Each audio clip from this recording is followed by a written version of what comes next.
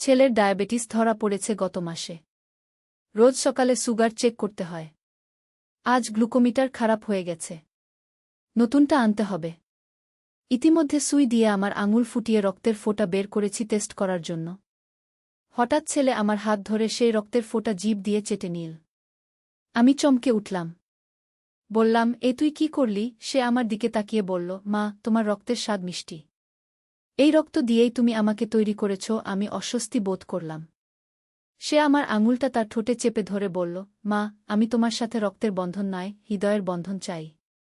আমি তোমাকে ভালোবাসি। তুমি আমার স্ত্রী হও। বিয়ে করো আমাকে। আমার আঙুল থেকে রক্ত ঝরা বন্ধ হয়ে গেছে, কিন্তু হৃদয় থেকে একটা অদ্ভুত অনুভূতি ঝরতে শুরু করল। গ্লুকোমিটারের স্ক্রিনে এরর দেখাচ্ছিল, ঠিক যেমন আমার মনের অবস্থা গো। এই গল্পটি সম্পূর্ণ শুনলে আপনাদের পানি অটোমেটিক বের হয়ে যাবে, সো যত দ্রুত সম্ভব হাতের কাছে টিস্যু নিয়ে বসে পড়ো। বিছানার চাদর যেন নষ্ট না হয় সেটা সম্পূর্ণ খেয়াল রাখার অনুরোধ জানিয়ে গল্পটি এখন শুরু করব। তার আগে সর্বশেষ অনুরোধ, দয়া করে এমন পানি বের করার গল্প নিয়মিত শুনতে আমাদের চ্যানেলটি সকলেই সাবস্ক্রাইব করুন। ধন্যবাদ। হ্যালো বন্ধুরা, আমার নাম মীরা দাস। আমার বয়স 40 বছর। আমার স্বামীর নাম রাজীব দাস, বয়স 43 বছর। আমাদের 2 সন্তান, আরিয়ান আর প্রিয়া। আরিয়ান 18 বছর বয়সী, কলেজে পড়ে। প্রিয়া 10 বছর বয়সী, স্কুলে যায়। আজকের ঘটনাটা শুরু হয়েছিল একদম সকালে। আরিয়ানের ডায়াবেটিসের জন্য প্রতিদিন সকালে ব্লাড সুগার টেস্ট করতে হয়। আজ সকালে গ্লুকোমিটারটা কাজ করছিল না। আমি অগত্যা আমার আঙুল দিয়ে ব্লাড সুগার চেক করার চেষ্টা করছিলাম। ঠিক তখনই আরিয়ান এসে আমার হাত ধরল। সে বলল, মা, তোমার রক্তের স্বাদ মিষ্টি গো। আমি অবাক হয়ে তাকালাম। আরিয়ান আমার দিকে একটু অদ্ভুত চোখে তাকিয়ে বলল, মা, আমি তোমার সাথে শুধু রক্তের বন্ধন নয়, হৃদয়ের বন্ধন চাই। আমি বুঝতে পারছিলাম না সে কি বলতে চাইছে। তখন সে হঠাৎ বলল, মা, আমি তোমাকে ভালোবাসি। তুমি আমার স্ত্রী হও। বিয়ে করো আমাকে গি। আমি সম্পূর্ণ হতভম্ব হয়ে গেলাম। এ কি বলছে আরিয়ান? আমার নিজের ছেলে আমাকে বিয়ে করতে বলছে?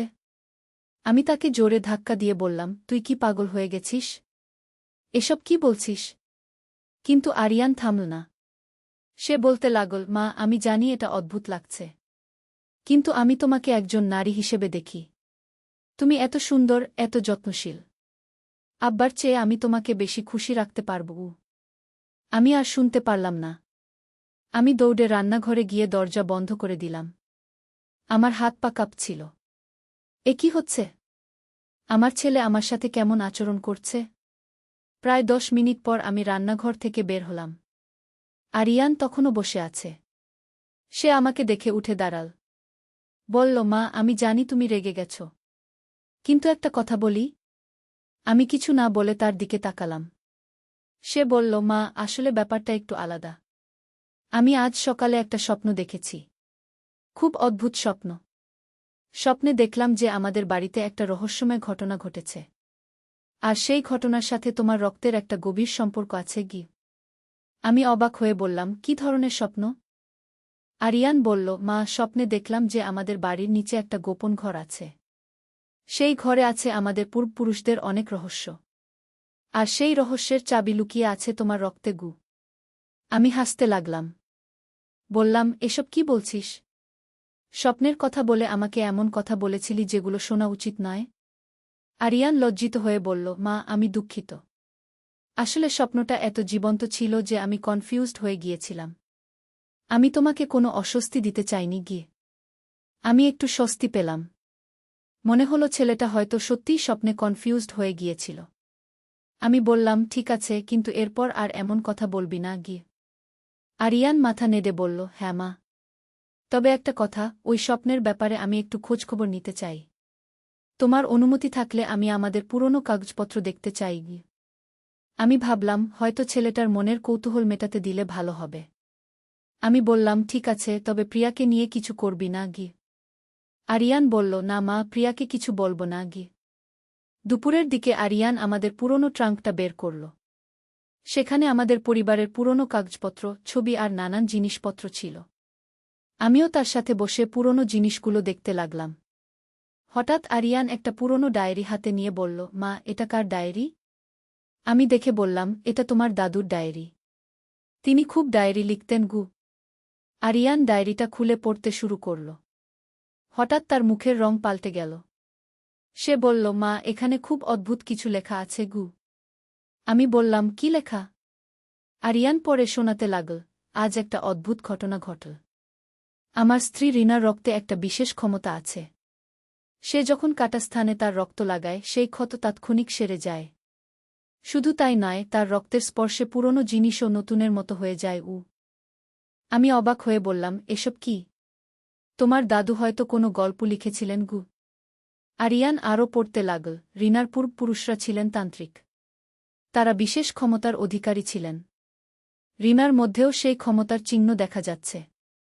আমি লক্ষ্য করেছি তার রক্ত সাধারণ রক্তের চেয়ে আলাদা। এটা একটু বেশি লাল এবং এর গন্ধ আলাদা গু। আমি ভয় পেয়ে গেলাম। বললাম, আরিয়ান, এই ডায়েরি বন্ধ করো। এসব পুরনো কুসংস্কারের কথা গু। কিন্তু আরিয়ান থামল না।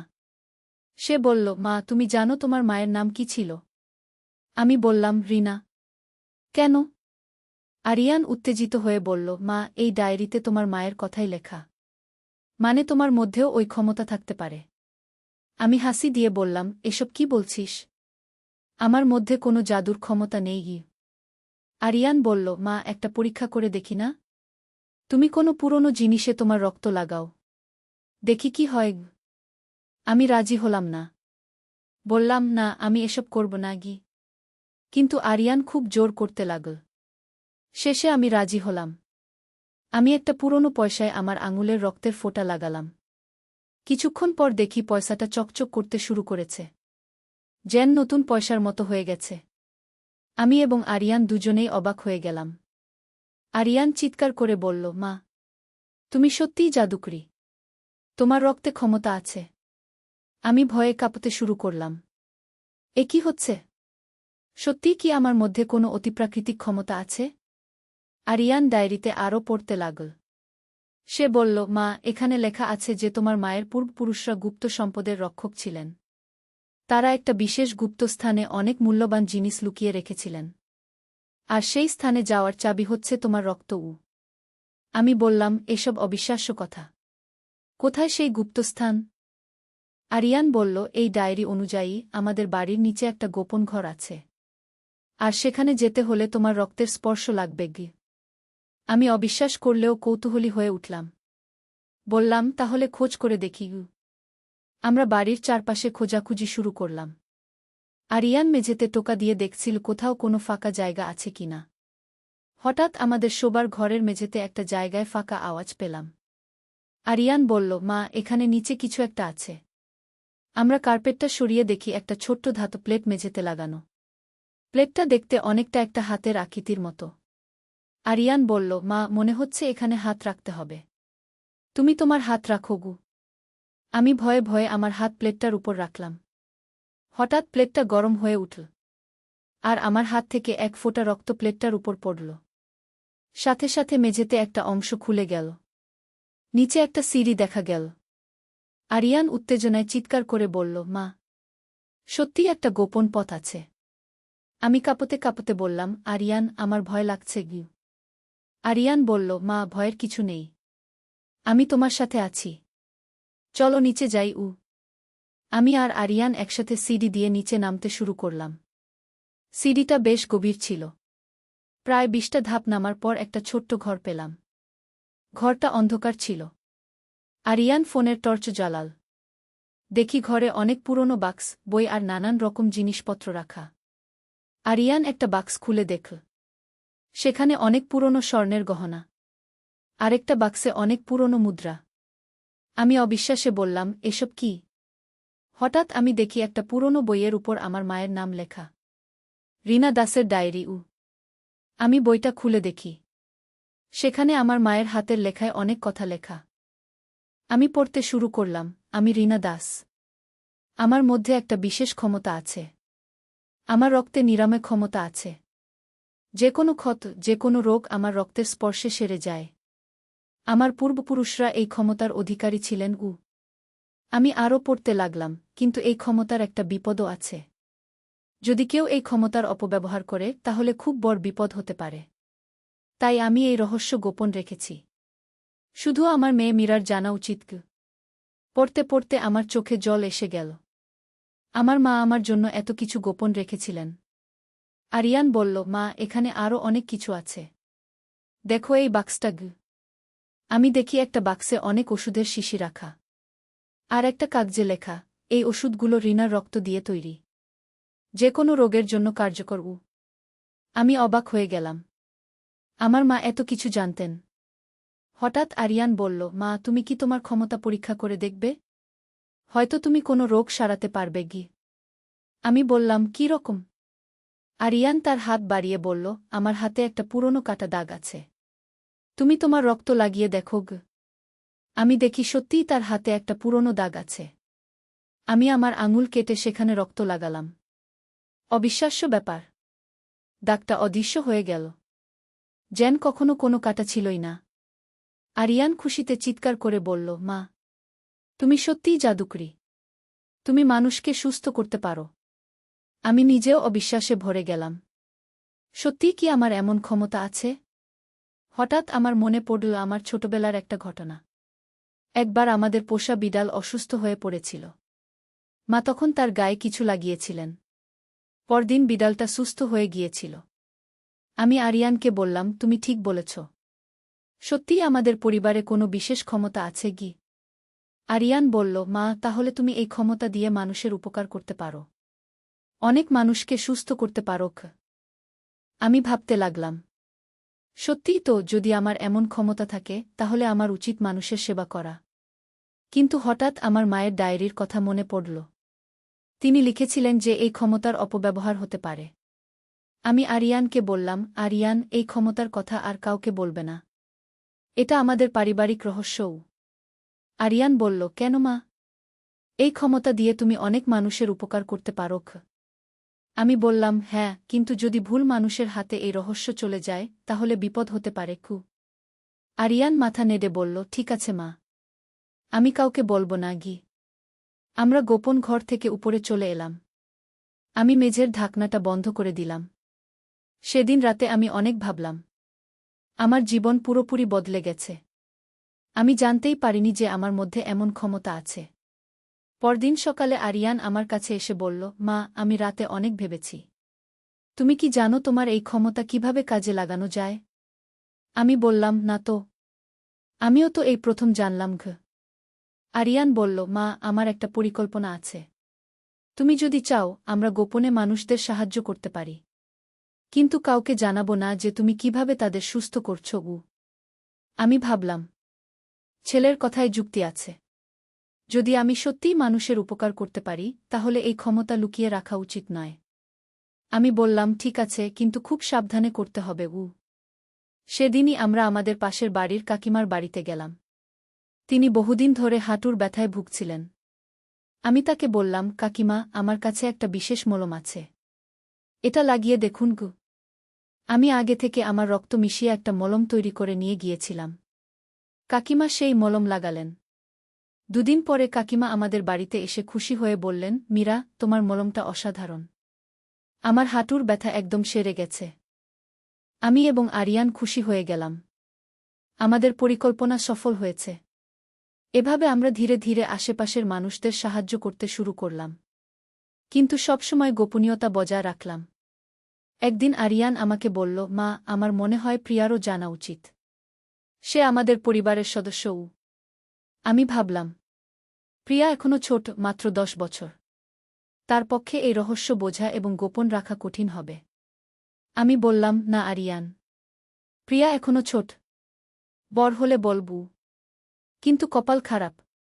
একদিন প্রিয়া আমাদের গোপন ঘরে যাওয়া দেখে ফেল।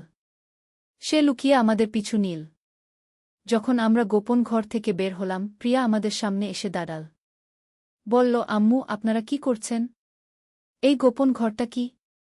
আমি এবং আরিয়ান দুজনেই হতভম্ব হয়ে গেলাম। এখন কি করব?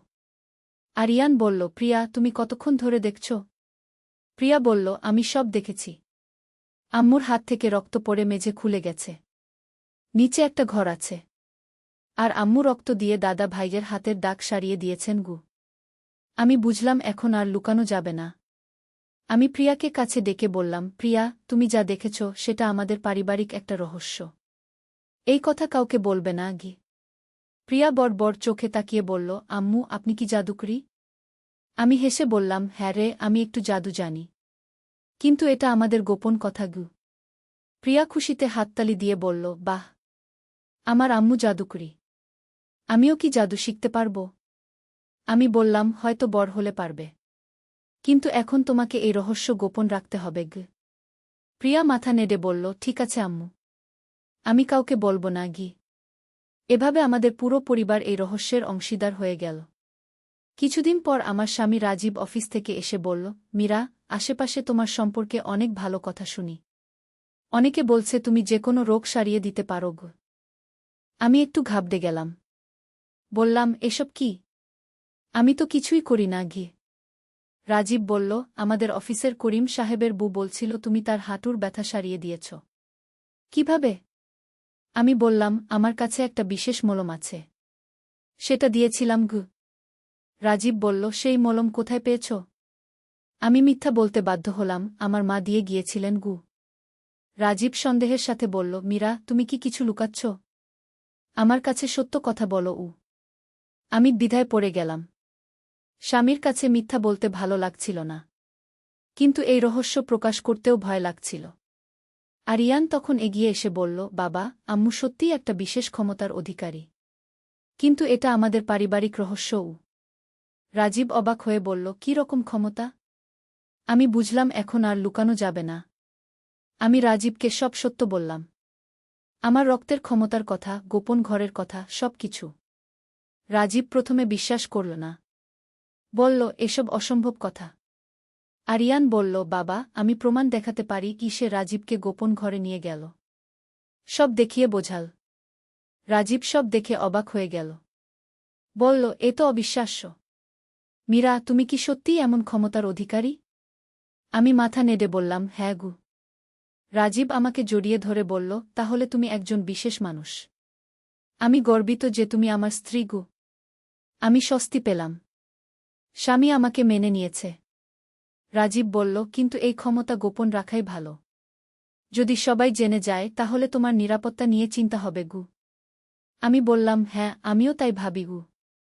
কিন্তু দুর্ভাগ্যবশত আমাদের গোপনীয়তা বেশিদিন টিকল না। একদিন আমাদের এলাকার ডাক্তার সাহেব আমাদের বাড়িতে এলেন। তিনি বললেন, মীরা আপা, আমি শুনেছি আপনি অনেক রোগী সারিয়ে দিয়েছেন। আপনার কাছে কোনো বিশেষ ওষুধ আছে? আমি বললাম, না ডাক্তার সাহেব, আমার কাছে কোনো বিশেষ ওষুধ নেই। ডাক্তার সাহেব বললেন, কিন্তু অনেকে বলছে আপনার দেওয়া ওষুধে তারা ভালো হয়ে গেছে। আপনি কি আমাকে বলবেন সেই ওষুধের কথা? আমি কিছু বলতে পারলাম না। রাজীব এগিয়ে এসে বলল, ডাক্তার সাহেব, আমার স্ত্রীর কাছে কিছু পুরনো দেশি ওষুধের ফর্মুলা আছে। সেগুলো তার মা দিয়ে গিয়েছিলেন গু। ডাক্তার সাহেব বললেন, সেই ফর্মুলাগুলো কি আমি দেখতে পারি? হয়তো আমরা একসাথে কাজ করতে পারি। আমি এবং রাজীব চোখাচোখি করলাম। এখন কি বলবো? আরিয়ান তখন বলল, ডাক্তার সাহেব, আসলে ওই ফর্মুলাগুলো পুরনো বাংলায় লেখা। আমরাও পুরোপুরি পড়তে পারি না ঘি। ডাক্তার সাহেব বললেন, কোনো ব্যাপার না। আমি পুরনো বাংলা জানি। দেখাতে পারেন? আমি বুঝলাম এখন বড় বিপদে পড়েছি। যদি ডাক্তার সাহেব সত্য জেনে যান তাহলে পুরো এলাকায় ছড়িয়ে যাবে। আমি বললাম, ডাক্তার সাহেব, আমি আপনাকে সত্য বলছি। আমার কাছে সত্যিই কোনো বিশেষ ওষুধ নেই। মানুষ হয়তো ভুল বুঝেছে গি। ডাক্তার সাহেব একটু সন্দেহের সাথে তাকালেন। তিনি বললেন, ঠিক আছে। তবে আপনি যদি কোনো সাহায্য করতে পারেন আমাকে জানাবেন গু। ডাক্তার সাহেব চলে যাওয়ার পর আমরা পরিবারে বসে আলোচনা করলাম। রাজীব বলল, আমার মনে হয় আমাদের আরও সাবধান হতে হবে গু। আরিয়ান বলল, হ্যাঁ বাবা। হয়তো আমাদের এই এলাকা ছেড়ে চলে যেতে হবে গু। আমি বললাম, না, আমি এই বাড়ি ছাড়তে চাই না। এখানে আমাদের পূর্বপুরুষদের রহস্য লুকানো আছে গি। প্রিয়া তখন বলল, আম্মু, আমাদের কি অন্য কোনো উপায় আছে? আমি ভাবতে লাগলাম। হঠাৎ আমার মনে একটা পরিকল্পনা এল। আমি বললাম, আমি একটা উপায় ভেবেছি। আমরা একটা ছোট্ট ক্লিনিক খুলতে পারি। সেখানে আমি গোপনে মানুষদের সাহায্য করব। কিন্তু সবাইকে বলব যে এটা আধুনিক চিকিৎসা গু। রাজীব বলল, এটা একটা ভালো আইডিয়া। তাহলে কেউ সন্দেহ করবে না গি। আরিয়ান বলল, আর আমি আম্মুর সহকারী হিসেবে কাজ করব। আমরা সবাই এই পরিকল্পনা রাজি হলাম। কয়েক মাস পর আমরা একটা ছোট্ট ক্লিনিক খুললাম। নাম দিলাম খুরিনা হেলথ কেয়ার সেন্টার আমার মায়ের নামে। ক্লিনিকে আমি খুব সাধারণ চিকিৎসা দিতাম, কিন্তু গোপনে আমার বিশেষ ক্ষমতা ব্যবহার করতাম। রোগীরা খুব তাড়াতাড়ি সুস্থ হয়ে যেত। ধীরে ধীরে আমাদের ক্লিনিকের সুনাম ছড়িয়ে গেল। দূর দূরান্ত থেকে রোগীরা আসতে শুরু করল। আমি খুশি ছিলাম যে আমি আমার ক্ষমতা ভালো কাজে লাগাতে পারছি, কিন্তু একই সাথে ভয়ও লাগছিল যে কোনোদিন রহস্য ফাঁস হয়ে যেতে পারে। একদিন সকালে এক অপরিচিত লোক আমাদের ক্লিনিকে এল। সে বলল, আমি কলকাতা থেকে এসেছি। আমার নাম প্রফেসর সুধীর রায়। আমি মানুষের অস্বাভাবিক ক্ষমতা নিয়ে গবেষণা করি। আমি শুনেছি এই ক্লিনিকে খুব অদ্ভুত চিকিৎসা হয়। আমার বুকটা ধড়ফড় করতে শুরু করল। এই প্রফেসর নিশ্চয়ই আমার রহস্য নিয়ে সন্দেহ করেছে। আমি স্বাভাবিক ভাব রেখে বললাম, প্রফেসর সাহেব, আমরা এখানে শুধু আধুনিক চিকিৎসাই করি। প্রফেসর বললেন, কিন্তু আমি শুনেছি যে এখানে এমন সব রোগ সেরে যায় যেগুলো অন্য কোথাও সারে না। আরিয়ান তখন বলল, স্যার, আমাদের আম্মু খুব অভিজ্ঞ চিকিৎসক। তিনি পুরনো দেশি পদ্ধতি আর আধুনিক চিকিৎসা মিলিয়ে চিকিৎসা করেন। প্রফেসর বললেন, আমি কি একটা পরীক্ষা করতে পারি? আমার সাথে একজন রোগী এনেছি। তার ক্যান্সার হয়েছে। ডাক্তাররা বলেছে আর কিছু করার নেই। আমি ভয় পেয়ে গেলাম। ক্যান্সারের মতো বড় রোগ, আমার ক্ষমতা দিয়ে এটা সারানো যাবে তো? কিন্তু আমি না করতেও পারলাম না। বললাম, ঠিক আছে, রোগীকে দেখি। প্রফেসর একজন বয়স্ক মহিলাকে নিয়ে এলেন। তিনি খুবই দুর্বল দেখাচ্ছিলেন। আমি তার সাথে কথা বললাম। তিনি বললেন, ডাক্তার সাহেবা, আমার আর বাঁচার আশা নেই। আপনি যদি কিছু করতে পারেন। আমি তার হাত ধরে বললাম, চিন্তা করবেন না, আমি চেষ্টা করব। আমি তাকে একটা বিশেষ ওষুধ দিলাম। সেই ওষুধে আমার রক্ত মিশানো ছিল। বললাম, এই ওষুধ 3 দিন খাবেন। 3 দিন পর মহিলা আবার এলেন। এবার তাকে অনেক ভালো দেখাচ্ছিল। তিনি বললেন, ডাক্তার সাহেবা, আমি অনেক ভালো বোধ করছি। প্রফেসর তার চেকআপ করে অবাক হয়ে গেলেন। তিনি বললেন, এ কি করে সম্ভব? 3 দিনে ক্যান্সারের লক্ষণ অনেক কমে গেছে। আমি বললাম, হয়তো ওষুধটা কাজ করেছে। প্রফেসর বললেন, আপনি কোনো ওষুধ দিয়েছেন? আমি জানতে পারি? আমি বিব্রত হয়ে বললাম, এটা আমার নিজস্ব ফর্মুলা।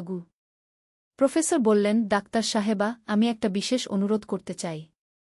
আমি কি আপনার ওষুধের একটা স্যাম্পল নিতে পারি? আমি এটা গবেষণাগারে টেস্ট করতে চাই। আমি খুব বিপদে পড়ে গেলাম। যদি তিনি আমার রক্ত টেস্ট করেন তাহলে সব ফাঁস হয়ে যাবে। আমি বললাম, দুঃখিত প্রফেসর সাহেব, এই ওষুধের ফর্মুলা আমার পারিবারিক গোপনীয়তা। প্রফেসর একটু হতাশ হয়ে বললেন, ঠিক আছে, তবে আমি আবার আসব। প্রফেসর চলে যাওয়ার পর আমরা পরিবারে আলোচনা করলাম। রাজীব বলল, মীরা, এই প্রফেসর একটা সমস্যা হতে পারে।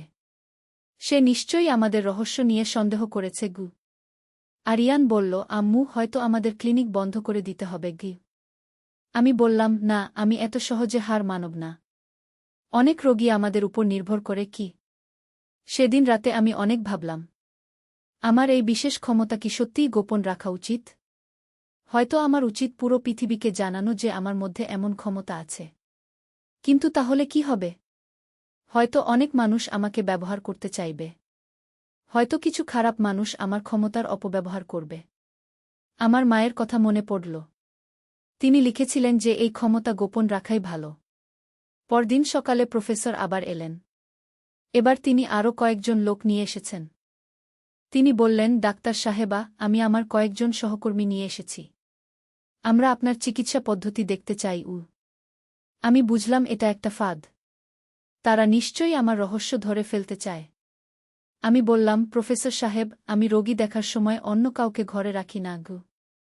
প্রফেসরের একজন সহকর্মী বলল, আমরা শুধু দেখব, কিছু বলব না। আমার আর কোনো উপায় ছিল না। আমি রাজি হয়ে গেলাম। সেদিন অনেক রোগী এসেছিল। আমি স্বাভাবিকভাবে চিকিৎসা করতে লাগলাম। কিন্তু আমার বিশেষ ক্ষমতা ব্যবহার করতে সাহস পেলাম না। অনেক রোগী যারা আমার বিশেষ চিকিৎসার আশায় এসেছিল তারা হতাশ হয়ে চলে গেল। প্রফেসর বললেন, ডাক্তার সাহেবা, আজ আপনার চিকিৎসা অন্যরকম লাগল। গতকাল যেরকম অদ্ভুত ফলাফল দেখেছিলাম, আজ সেরকম দেখলাম না গি। আমি বিব্রত হয়ে বললাম, প্রতিদিন একরকম হয় না গি। প্রফেসর সন্দেহের চোখে তাকিয়ে বললেন, আমি আবার আসব। সেদিন রাতে আমি খুব বিষণ্ণ ছিলাম। আমি বুঝলাম যে এভাবে চলতে পারবে না। হয়তো আমাকে সত্যিই আমার ক্ষমতার কথা সবাইকে বলতে হবে। আরিয়ান, আমাকে সান্ত্বনা দিও। মা, এই সন্ধ্যার আলোর মতোই তুমি আমার জীবনে এক নরম উষ্ণতা এনেছ। এই রোমান্টিক কথা দিয়ে শুরু করে ছেলে আমাকে এমন একটা প্রস্তাব দিল যা শুনে আমি নির্বাক হয়ে গেলাম। সন্ধ্যাবেলা ছাদে কাপড় নামাচ্ছিলাম। আকাশে সূর্য অস্ত যাচ্ছে, চারদিকে একটা সোনালি আলো। ছেলে ছাদে উঠে এল, কাপড় নামাতে সাহায্য করল। সব কাপড় নামানোর পর সে বলল, মা, একটু এখানে বসো। আমরা ছাদের কিনারায় বসলাম। সন্ধ্যার বাতাস বইছে। সে আমার দিকে তাকিয়ে বলল, মা, তুমি কি জানো তুমি কত সুন্দর? আমি লজ্জায় মাথা নিচু করলাম। সে আমার চিবুক তুলে বলল, না মা, লজ্জা পেজো না। তুমি সত্যিই খুব সুন্দর গো। আমি প্রতিদিন তোমাকে দেখি, কিন্তু আজ এই সন্ধ্যার আলো তোমাকে দেখে মনে হচ্ছে তুমি একজন পরী। কি তার কথায় আমার গাল লাল হয়ে গেল। সে আমার হাত ধরে বলল, মা, আমি তোমাকে ভালোবাসি। কিন্তু শুধু ছেলের মতো নয়, আমি তোমাকে একজন নারী হিসেবে ভালোবাসি। সূর্যটা প্রায় ডুবে গেছে। সে বলল, আমি চাই তুমি আমার স্ত্রী হও। আমরা এই ছাদেই আমাদের প্রেমের ঘর সাজাব। আকাশে প্রথম তারা উঠেছে, আর আমার চোখে প্রথম অশ্রুর ফোঁটা এসেছে তার এই অভাবনীয় প্রেমের স্বীকারোক্তি শুনে। এই গল্পটি সম্পূর্ণ শুনলে আপনাদের পানি অটোমেটিক বের হয়ে যাবে, যত দ্রুত সম্ভব হাতের কাছে টিস্যু নিয়ে বসে পড়ো। বিছানার চাদর যেন নষ্ট না হয় সেটা সম্পূর্ণ খেয়াল রাখার অনুরোধ জানিয়ে গল্পটি এখন শুরু করব। তার আগের সর্বশেষ অনুরোধ, দয়া করে এমন পানি বের করার গল্প নিয়মিত শুনতে আমাদের চ্যানেলটি সকলেই সাবস্ক্রাইব করুন। ধন্যবাদ। হ্যালো বন্ধুরা, আমার নাম অনুপ্রিয়া দাস। আমার বয়স ৩৯ বছর। আমার স্বামীর নাম সৌমিত্র দাস, বয়স ৪৬ বছর। আমাদের ২ সন্তান, রাহুল আর তানিয়া। রাহুল ১৮ বছর বয়সী, কলেজে পড়ে। তানিয়া ১১ বছর বয়সী, স্কুলে যায়। রাহুলের কথাগুলো শুনে আমার পুরো শরীর কাঁপতে লাগল। আমি উঠে দাঁড়ানোর চেষ্টা করলাম, কিন্তু সে আমার হাত ধরে বসিয়ে দিল। মা, আমার কথা শোনো। তুমি জানো না আমি কতদিন ধরে এই স্বপ্ন দেখি। প্রতিরাতে তোমাকে নিয়ে এমন স্বপ্ন দেখি যা বলতে পারব না। আমি কাঁপা কাঁপা গলায় বললাম, রাহুল, তুই কি বলছিস? আমি তোর মা। সে আমার চোখের দিকে তাকিয়ে বলল, হ্যাঁ মা, তুমি আমার মা। কিন্তু তুমি একজন পূর্ণাঙ্গ নারী। আর আমি একজন পূর্ণবয়স্ক পুরুষ। আমার বয়স ১৮, আইনত আমি প্রাপ্তবয়স্ক। ছাদের উপর চাঁদ উঠেছে। পূর্ণিমার চাঁদের আলো রাহুলের মুখ দেখা যাচ্ছে। সে বলল, মা, তুমি জানো বাবা কতদিন হলো তোমাকে স্পর্শ করেনি? কতদিন তোমার সাথে রোমান্স করেনি? আমি দেখেছি তুমি কত একা। রাতে তোমার কান্নার আওয়াজ শুনেছি। তার কথা শুনে আমার চোখ দিয়ে পানি গড়িয়ে পড়ল। সত্যিই তো, সৌমিত্র গত ৩ বছর ধরে আমার সাথে স্বামী স্ত্রীর মতো আচরণ করে না। সারাদিন অফিসে থাকে, ফিরে এসে খেয়ে ঘুমিয়ে পড়ে। আমি যেন তার কাছে একজন পরিচারিকা। রাহুল আমার গাল মুছিয়ে দিল। বলল, মা, আমি চাই তুমি সুখী হও। আমি তোমাকে সেই সুখ দিতে চাই যার তুমি প্রাপ্য। আমি কাঁপা গলায় বললাম, রাহুল, এটা ঠিক নয়। এটা পাপ। সে আমার ২ হাত ধরে বলল, মা, পাপ কি? দুজন প্রাপ্তবয়স্ক মানুষের মধ্যে ভালোবাসা কি পাপ? তুমি কি মনে করো আমি তোমার সাথে খারাপ কিছু করব? আমি শুধু তোমাকে ভালোবাসতে চাই, তোমার যত্ন নিতে চাই। আমার মাথা ঘুরছিল। এত বছর পর কেউ আমাকে এভাবে ভালোবাসার কথা বলেছে। রাহুল বলল, মা, তুমি চিন্তা করো। আমি তোমাকে চাপ দিচ্ছি না। কিন্তু আমি জানি তুমিও আমাকে ভালোবাসো। আমি দেখেছি তুমি আমার দিকে যেভাবে তাকাও। হঠাৎ করে নিচে থেকে তানিয়ার ডাক শুনলাম, মা, খাবার দাও। আমি চমকে উঠলাম। রাহুল বলল, তুমি যাও মা। তানিয়াকে খাওয়াও। কিন্তু আমার কথা ভেবো গো। আমি কাঁপা পায়ে নিচে নেমে এলাম। তানিয়াকে খাবার দিলাম, কিন্তু মাথায় শুধু রাহুলের কথাগুলো ঘুরছিল। রাতে সৌমিত্র এসে খেয়ে ঘুমিয়ে পড়ল। আমি বিছানায় শুয়ে ভাবছিলাম রাহুলের কথা। পরের দিন সকালে রাহুল কলেজে গেল। তানিয়া স্কুলে গেল। সৌমিত্র অফিসে গেল। আমি একা বাসায়। সারাদিন রাহুলের কথা ভাবলাম। বিকালে সে ফিরে এলো। খাবার খেয়ে আমার কাছে এসে বসল। মা, তুমি কি ভেবেছ আমার কথা? আমি মাথা নাড়লাম। সে আমার হাত ধরে বলল, মা, আমি জানি তুমি লড়াই করছো মনের ভেতর। কিন্তু তুমি জানো এটাই সত্য যে আমরা একে অপরকে ভালোবাসি। আমি আর পারলাম না। কাঁদতে শুরু করলাম। রাহুল আমাকে বুকে জড়িয়ে ধরল। বলল, কাঁদো না মা। আমি তোমার পাশে আছি। সারা জীবন থাকব। হঠাৎ করে দরজার কলিং বেল বেজে উঠল। আমরা আলাদা হয়ে গেলাম। আমি দরজা খুলে দেখি আমার বোন রীতা এসেছে। সে বলল, দিদি, তুই কেমন আছিস? অনেকদিন দেখা হয় না গে। রীতা ভেতরে এলো। রাহুলকে দেখে বলল, ওরে রাহুল, কেমন আছিস? এত লম্বা হয়ে গেছিস তো? রাহুল লজ্জা পেয়ে বলল, ভালো আছি রীতা মামিগু। রীতা আমার সাথে গল্প করতে লাগল। সে বলল, দিদি, তোর ছেলেটা তো অনেক সুন্দর হয়েছে। মেয়েরা নিশ্চয় লাইন দিয়ে দাঁড়িয়ে থাকে। আমি হাসলাম। রাহুল আমার দিকে তাকিয়ে মুচকি হাসল। রীতা বলল, দিদি, তুই কেমন যেন লাগছিস। কোনো চিন্তা? আমি বললাম, না তো, কিছু না। সে বলল, দিদি, আমার মনে হচ্ছে তুই কিছু লুকাচ্ছিস। তোর চোখে একটা অন্যরকম চাক দেখছি গু। আমি ঘাবড়ে গেলাম। রীতা বলল, দিদি, তুই কি প্রেমে পড়েছিস নাকি? আমি চমকে উঠলাম। কি বলছিস তুই? রীতা হেসে বলল, দিদি, মজা করছি। কিন্তু সত্যি বলতে তোর মধ্যে একটা নতুন উজ্জ্বলতা দেখছি। রাহুল উঠে তার রুমে চলে গেল। রীতা বলল, দিদি, রাহুল কেমন যেন ব্যবহার করছে। আগের মতো খোশগল্প করছে না। আমি বললাম, বয়স হয়েছে তো। ছেলেরা এই বয়সে একটু লাজুক হয়। রীতা চলে যাওয়ার পর রাহুল আবার আমার কাছে এলো। বলল, মা, রীতা মামি কি কিছু বুঝে ফেলেছে? আমি বললাম, না, কিছু বোঝেনি। কিন্তু রাহুল, আমরা যা ভাবছি সেটা ঠিক নয়। রাহুল আমার পাশে বসে বলল, মা, তুমি কেন এটাকে ভুল ভাবছ? আমরা কারো ক্ষতি করছি না। আমরা দুজনে দুজনকে ভালোবাসছি। এতে দোষের কি? আমি বললাম, রাহুল, সমাজ এটা মেনে নেবে না। সে বলল, সমাজ কি বলবে সেটা ভেবে কি আমরা আমাদের খুশি বলি দেব? মা, আমি তোমাকে খুশি দেখতে চাই। সন্ধ্যায় সৌমিত্র অফিস থেকে ফিরল। খাবার খেয়ে টিভি দেখতে লাগল। আমি রান্নাঘরে কাজ করছিলাম। রাহুল এসে বলল, মা, আমি তোমাকে সাহায্য করি। সে আমার পাশে দাঁড়িয়ে সবজি কাটতে লাগল। হঠাৎ করে তার হাত আমার হাতের উপর পড়ল। আমি চমকে উঠলাম। সে ফিসফিস করে বলল, মা, আমি তোমাকে ভালোবাসি। আমি চারদিকে তাকিয়ে দেখলাম কেউ আছে কিনা। তানিয়া তার রুমে পড়াশোনা করছে। সৌমিত্র টিভি দেখছে। রাহুল আমার কানে ফিসফিস করে বলল, মা, আজ রাতে আমার রুমে এসো। আমার হৃদস্পন্দন বেড়ে গেল। আমি কাঁপা গলায় বললাম, না রাহুল, এটা ঠিক হবে না। সে বলল, মা, আমি শুধু তোমার সাথে কথা বলতে চাই। প্লিজ। রাতে সবাই ঘুমিয়ে পড়ার পর আমি রাহুলের রুমে গেলাম। সে জেগেছিল। আমাকে দেখে উঠে দাঁড়াল। মা, তুমি এসেছ? আমি বললাম, রাহুল, আমি শুধু তোর সাথে কথা বলতে এসেছি। সে আমাকে বিছানায় বসতে দিল। নিজেও পাশে বসল। বলল, মা, আমি জানি তুমি কনফিউজড। কিন্তু আমি তোমাকে বিশ্বাস করিয়ে দিতে চাই যে আমার ভালোবাসা খাঁটি। আমি বললাম, রাহুল, আমি তোর মা। এই সম্পর্ক কখনো স্বাভাবিক হতে পারে না। সে আমার হাত ধরে বলল, মা, কিন্তু আমাদের অনুভূতি তো সত্যি। আমি তোমাকে সত্যিকার ভালোবাসি। হঠাৎ করে আমার মনে পড়ল আমার দাদির কথা। দাদি আমাকে একবার বলেছিল, বেটি, জীবনে অনেক অদ্ভুত জিনিস হয়। কখনো কখনো আমাদের হৃদয় এমন পথে যায় যেটা সমাজ মানে না। কিন্তু সেইটাই সত্যি হয়। রাহুল বলল, মা, তুমি কি ভাবছ? আমি বললাম, রাহুল, আমি কনফিউজড। একদিকে তুই আমার ছেলে, অন্যদিকে তুই আমাকে এমন ভালোবাসা দিচ্ছিস যা আমি বছরের পর বছর পাইনি। সে আমার গাল স্পর্শ করে বলল, মা, আমি তোমাকে চাপ দিচ্ছি না। তুমি যা সিদ্ধান্ত নেবে আমি মেনে নেব। কিন্তু আমি চাই তুমি জানো যে আমি তোমাকে ভালোবাসি। আমি উঠে দাঁড়ালাম। রাহুল, আমি যাই।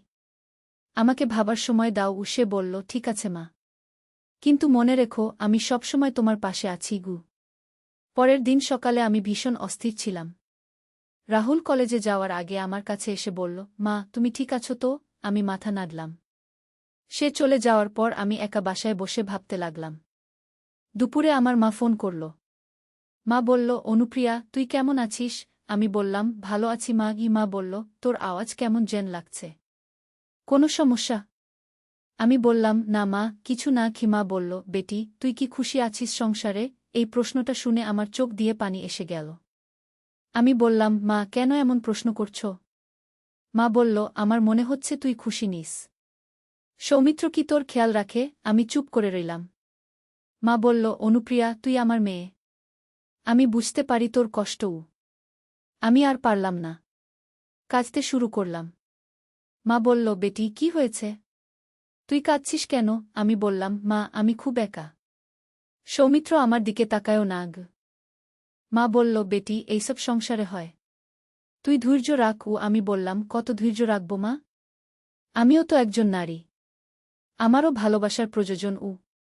মা একটু চুপ থেকে বলল, অনুপ্রিয়া, তুই কি অন্য কারো প্রেমে পড়েছিস? আমার হৃদস্পন্দন বেড়ে গেল। আমি বললাম, না মা, এমন কিছু না গি। মা বলল, বেটি, যদি তোর মনে কোনো কনফিউশন থাকে তাহলে আমার সাথে শেয়ার কর। আমি তোর মা, আমি তোকে বুঝব। আমি বললাম, মা, আমি পরে তোমার সাথে কথা বলবো। ফোন রেখে আমি ভাবতে লাগলাম, আমার মা কি আজ করতে পারছে আমার মনের অবস্থা? বিকালে রাহুল ফিরে এলো। আমাকে দেখে বুঝতে পারল আমি কাঁদেছি। সে আমার কাছে এসে বলল, মা, তুমি কাঁদেছ কেন? আমি বললাম, রাহুল, আমি খুব কনফিউজড। সে আমার হাত ধরে বলল, মা, তুমি কি আমার সাথে কথা বলবে? আমরা বাগানে গেলাম। রাহুল বলল, মা, তুমি কি ভাবছ? আমি বললাম, রাহুল, আমি তোকে ভালোবাসি। কিন্তু এই ভালোবাসা কেমন সেটা আমি বুঝতে পারছি না গি। সে বলল, মা, ভালোবাসার কোনো নির্দিষ্ট রূপ নেই।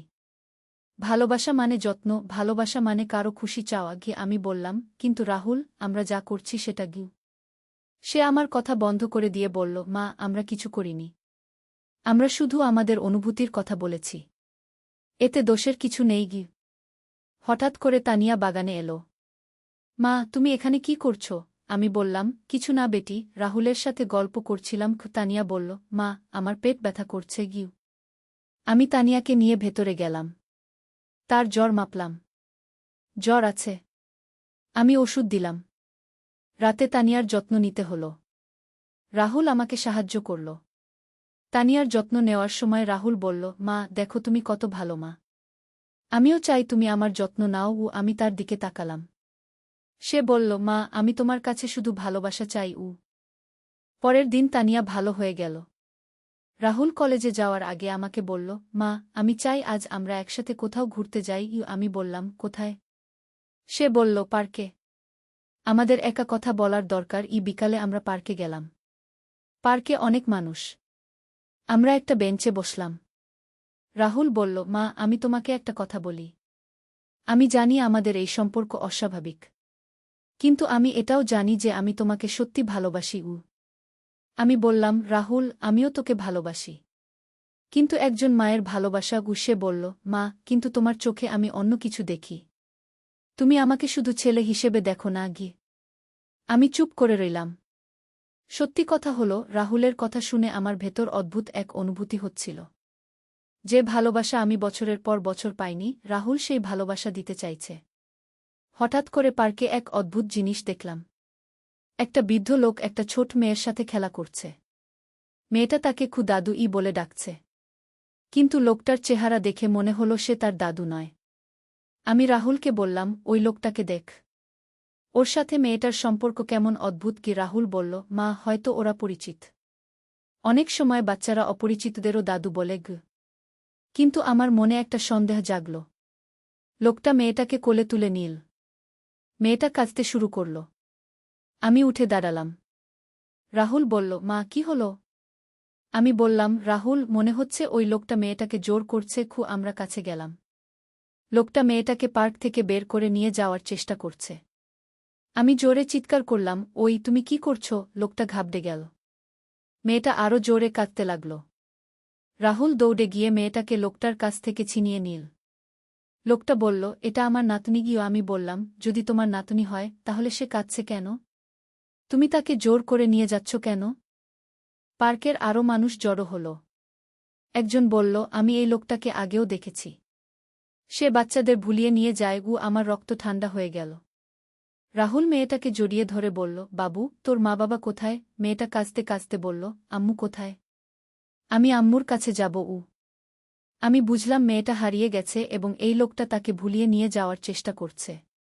আমি পুলিশকে ফোন করলাম। পুলিশ এসে লোকটাকে ধরে নিয়ে গেল। মেয়েটার মা বাবা খুঁজতে খুঁজতে পার্কে এলো। মেয়েটা তার মাকে দেখে দৌড়ে গিয়ে জড়িয়ে ধরল। মা কাঁদতে কাঁদতে আমাদের ধন্যবাদ দিল। এই ঘটনার পর আমার মাথায় একটা চিন্তা এলো। পরিবার কি? পরিবার কি শুধু রক্তের সম্পর্ক, নাকি ভালোবাসার বন্ধন? যে লোকটা মেয়েটাকে নিয়ে যাওয়ার চেষ্টা করছিল সে কি পরিবারের বাইরের? রাহুল আমার দিকে তাকিয়ে বলল, মা তুমি কি ভাবছ?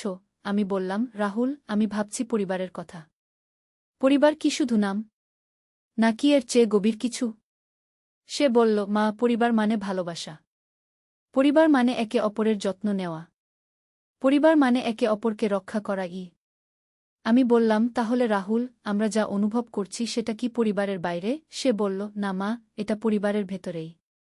কিন্তু এটা একটা গভীর সম্পর্ক। পার্ক থেকে ফেরার পথে রাহুল বলল, মা আজকের ঘটনা থেকে আমি বুঝলাম যে ভালোবাসা এবং যত্ন কত গুরুত্বপূর্ণ। আমি তোমাকে সারা জীবন রক্ষা করতে চাই। আমি তার কথা শুনে মুগ্ধ হলাম। এতদিন আমি ভেবেছি রাহুলের অনুভূতি শুধু শারীরিক, কিন্তু আজ বুঝলাম সে সত্যিই আমাকে ভালোবাসে। বাসায় ফিরে এসে দেখি সৌমিত্র টিভি দেখছে, তানিয়া হোমওয়ার্ক করছে। আমি রান্নাঘরে গিয়ে রাতের খাবার তৈরি করতে লাগলাম। রাহুল এসে সাহায্য করল। রাতে খাবার খেয়ে সবাই যার যার রুমে গেল। আমি রাহুলের রুমে গেলাম। সে বইপত্র নিয়ে বসেছিল। আমাকে দেখে উঠে দাঁড়াল। মা তুমি এসেছ? আমি বললাম, রাহুল আমি তোর সাথে কথা বলতে চাই। সে বিছানায় বসল। আমিও পাশে বসলাম। আমি বললাম, রাহুল আজকের ঘটনার পর আমি বুঝেছি যে ভালোবাসার অর্থ কী। তুই আমাকে যেভাবে ভালোবাসিস সেটা খাঁটি কি? তার চোখ উজ্জ্বল হয়ে উঠল। আমি আরও বললাম, কিন্তু রাহুল আমরা একটা জটিল অবস্থায় আছি। আমি তোর মা। সমাজ আমাদের সম্পর্ক মেনে নেবে না গিয়ে। সে আমার হাত ধরে বলল, মা সমাজ যা বলবে বলুক। আমি তোমাকে ভালোবাসি। আমি তোমার যত্ন নিতে চাই। আমি তোমাকে খুশি রাখতে চাই। আমি তার চোখের দিকে তাকালাম। সে সত্যি বলছে। তার চোখে কোনো মিথ্যা নেই। আমি বললাম, রাহুল কিন্তু আমি তোর মা। এই সম্পর্ক স্বাভাবিক নয়। সে বলল, মা স্বাভাবিক কি? দুজন মানুষের মধ্যে ভালোবাসা কি অস্বাভাবিক? তুমি একজন নারী, আমি একজন পুরুষ। আমরা দুজনেই প্রাপ্তবয়স্ক। আমরা একে অপরকে ভালোবাসি। আমি আর কিছু বলতে পারলাম না। সে আমার গাল স্পর্শ করল। মা আমি তোমাকে চাপ দিচ্ছি না, কিন্তু আমি চাই তুমি আমার অনুভূতি বুঝো। হঠাৎ করে দরজায় একটা আওয়াজ হল। আমরা চমকে উঠলাম। তানিয়ার গলা শুনলাম। মা তুমি কোথায়? আমি তাড়াতাড়ি উঠে দাঁড়ালাম। দরজা খুলে দেখি তানিয়া দাঁড়িয়ে আছে। সে বলল, মা আমার পানি খেতে ইচ্ছে করছে। আমি তাকে পানি এনে দিলাম। সে বলল, মা তুমি দাদার রুমে কি করছিলে?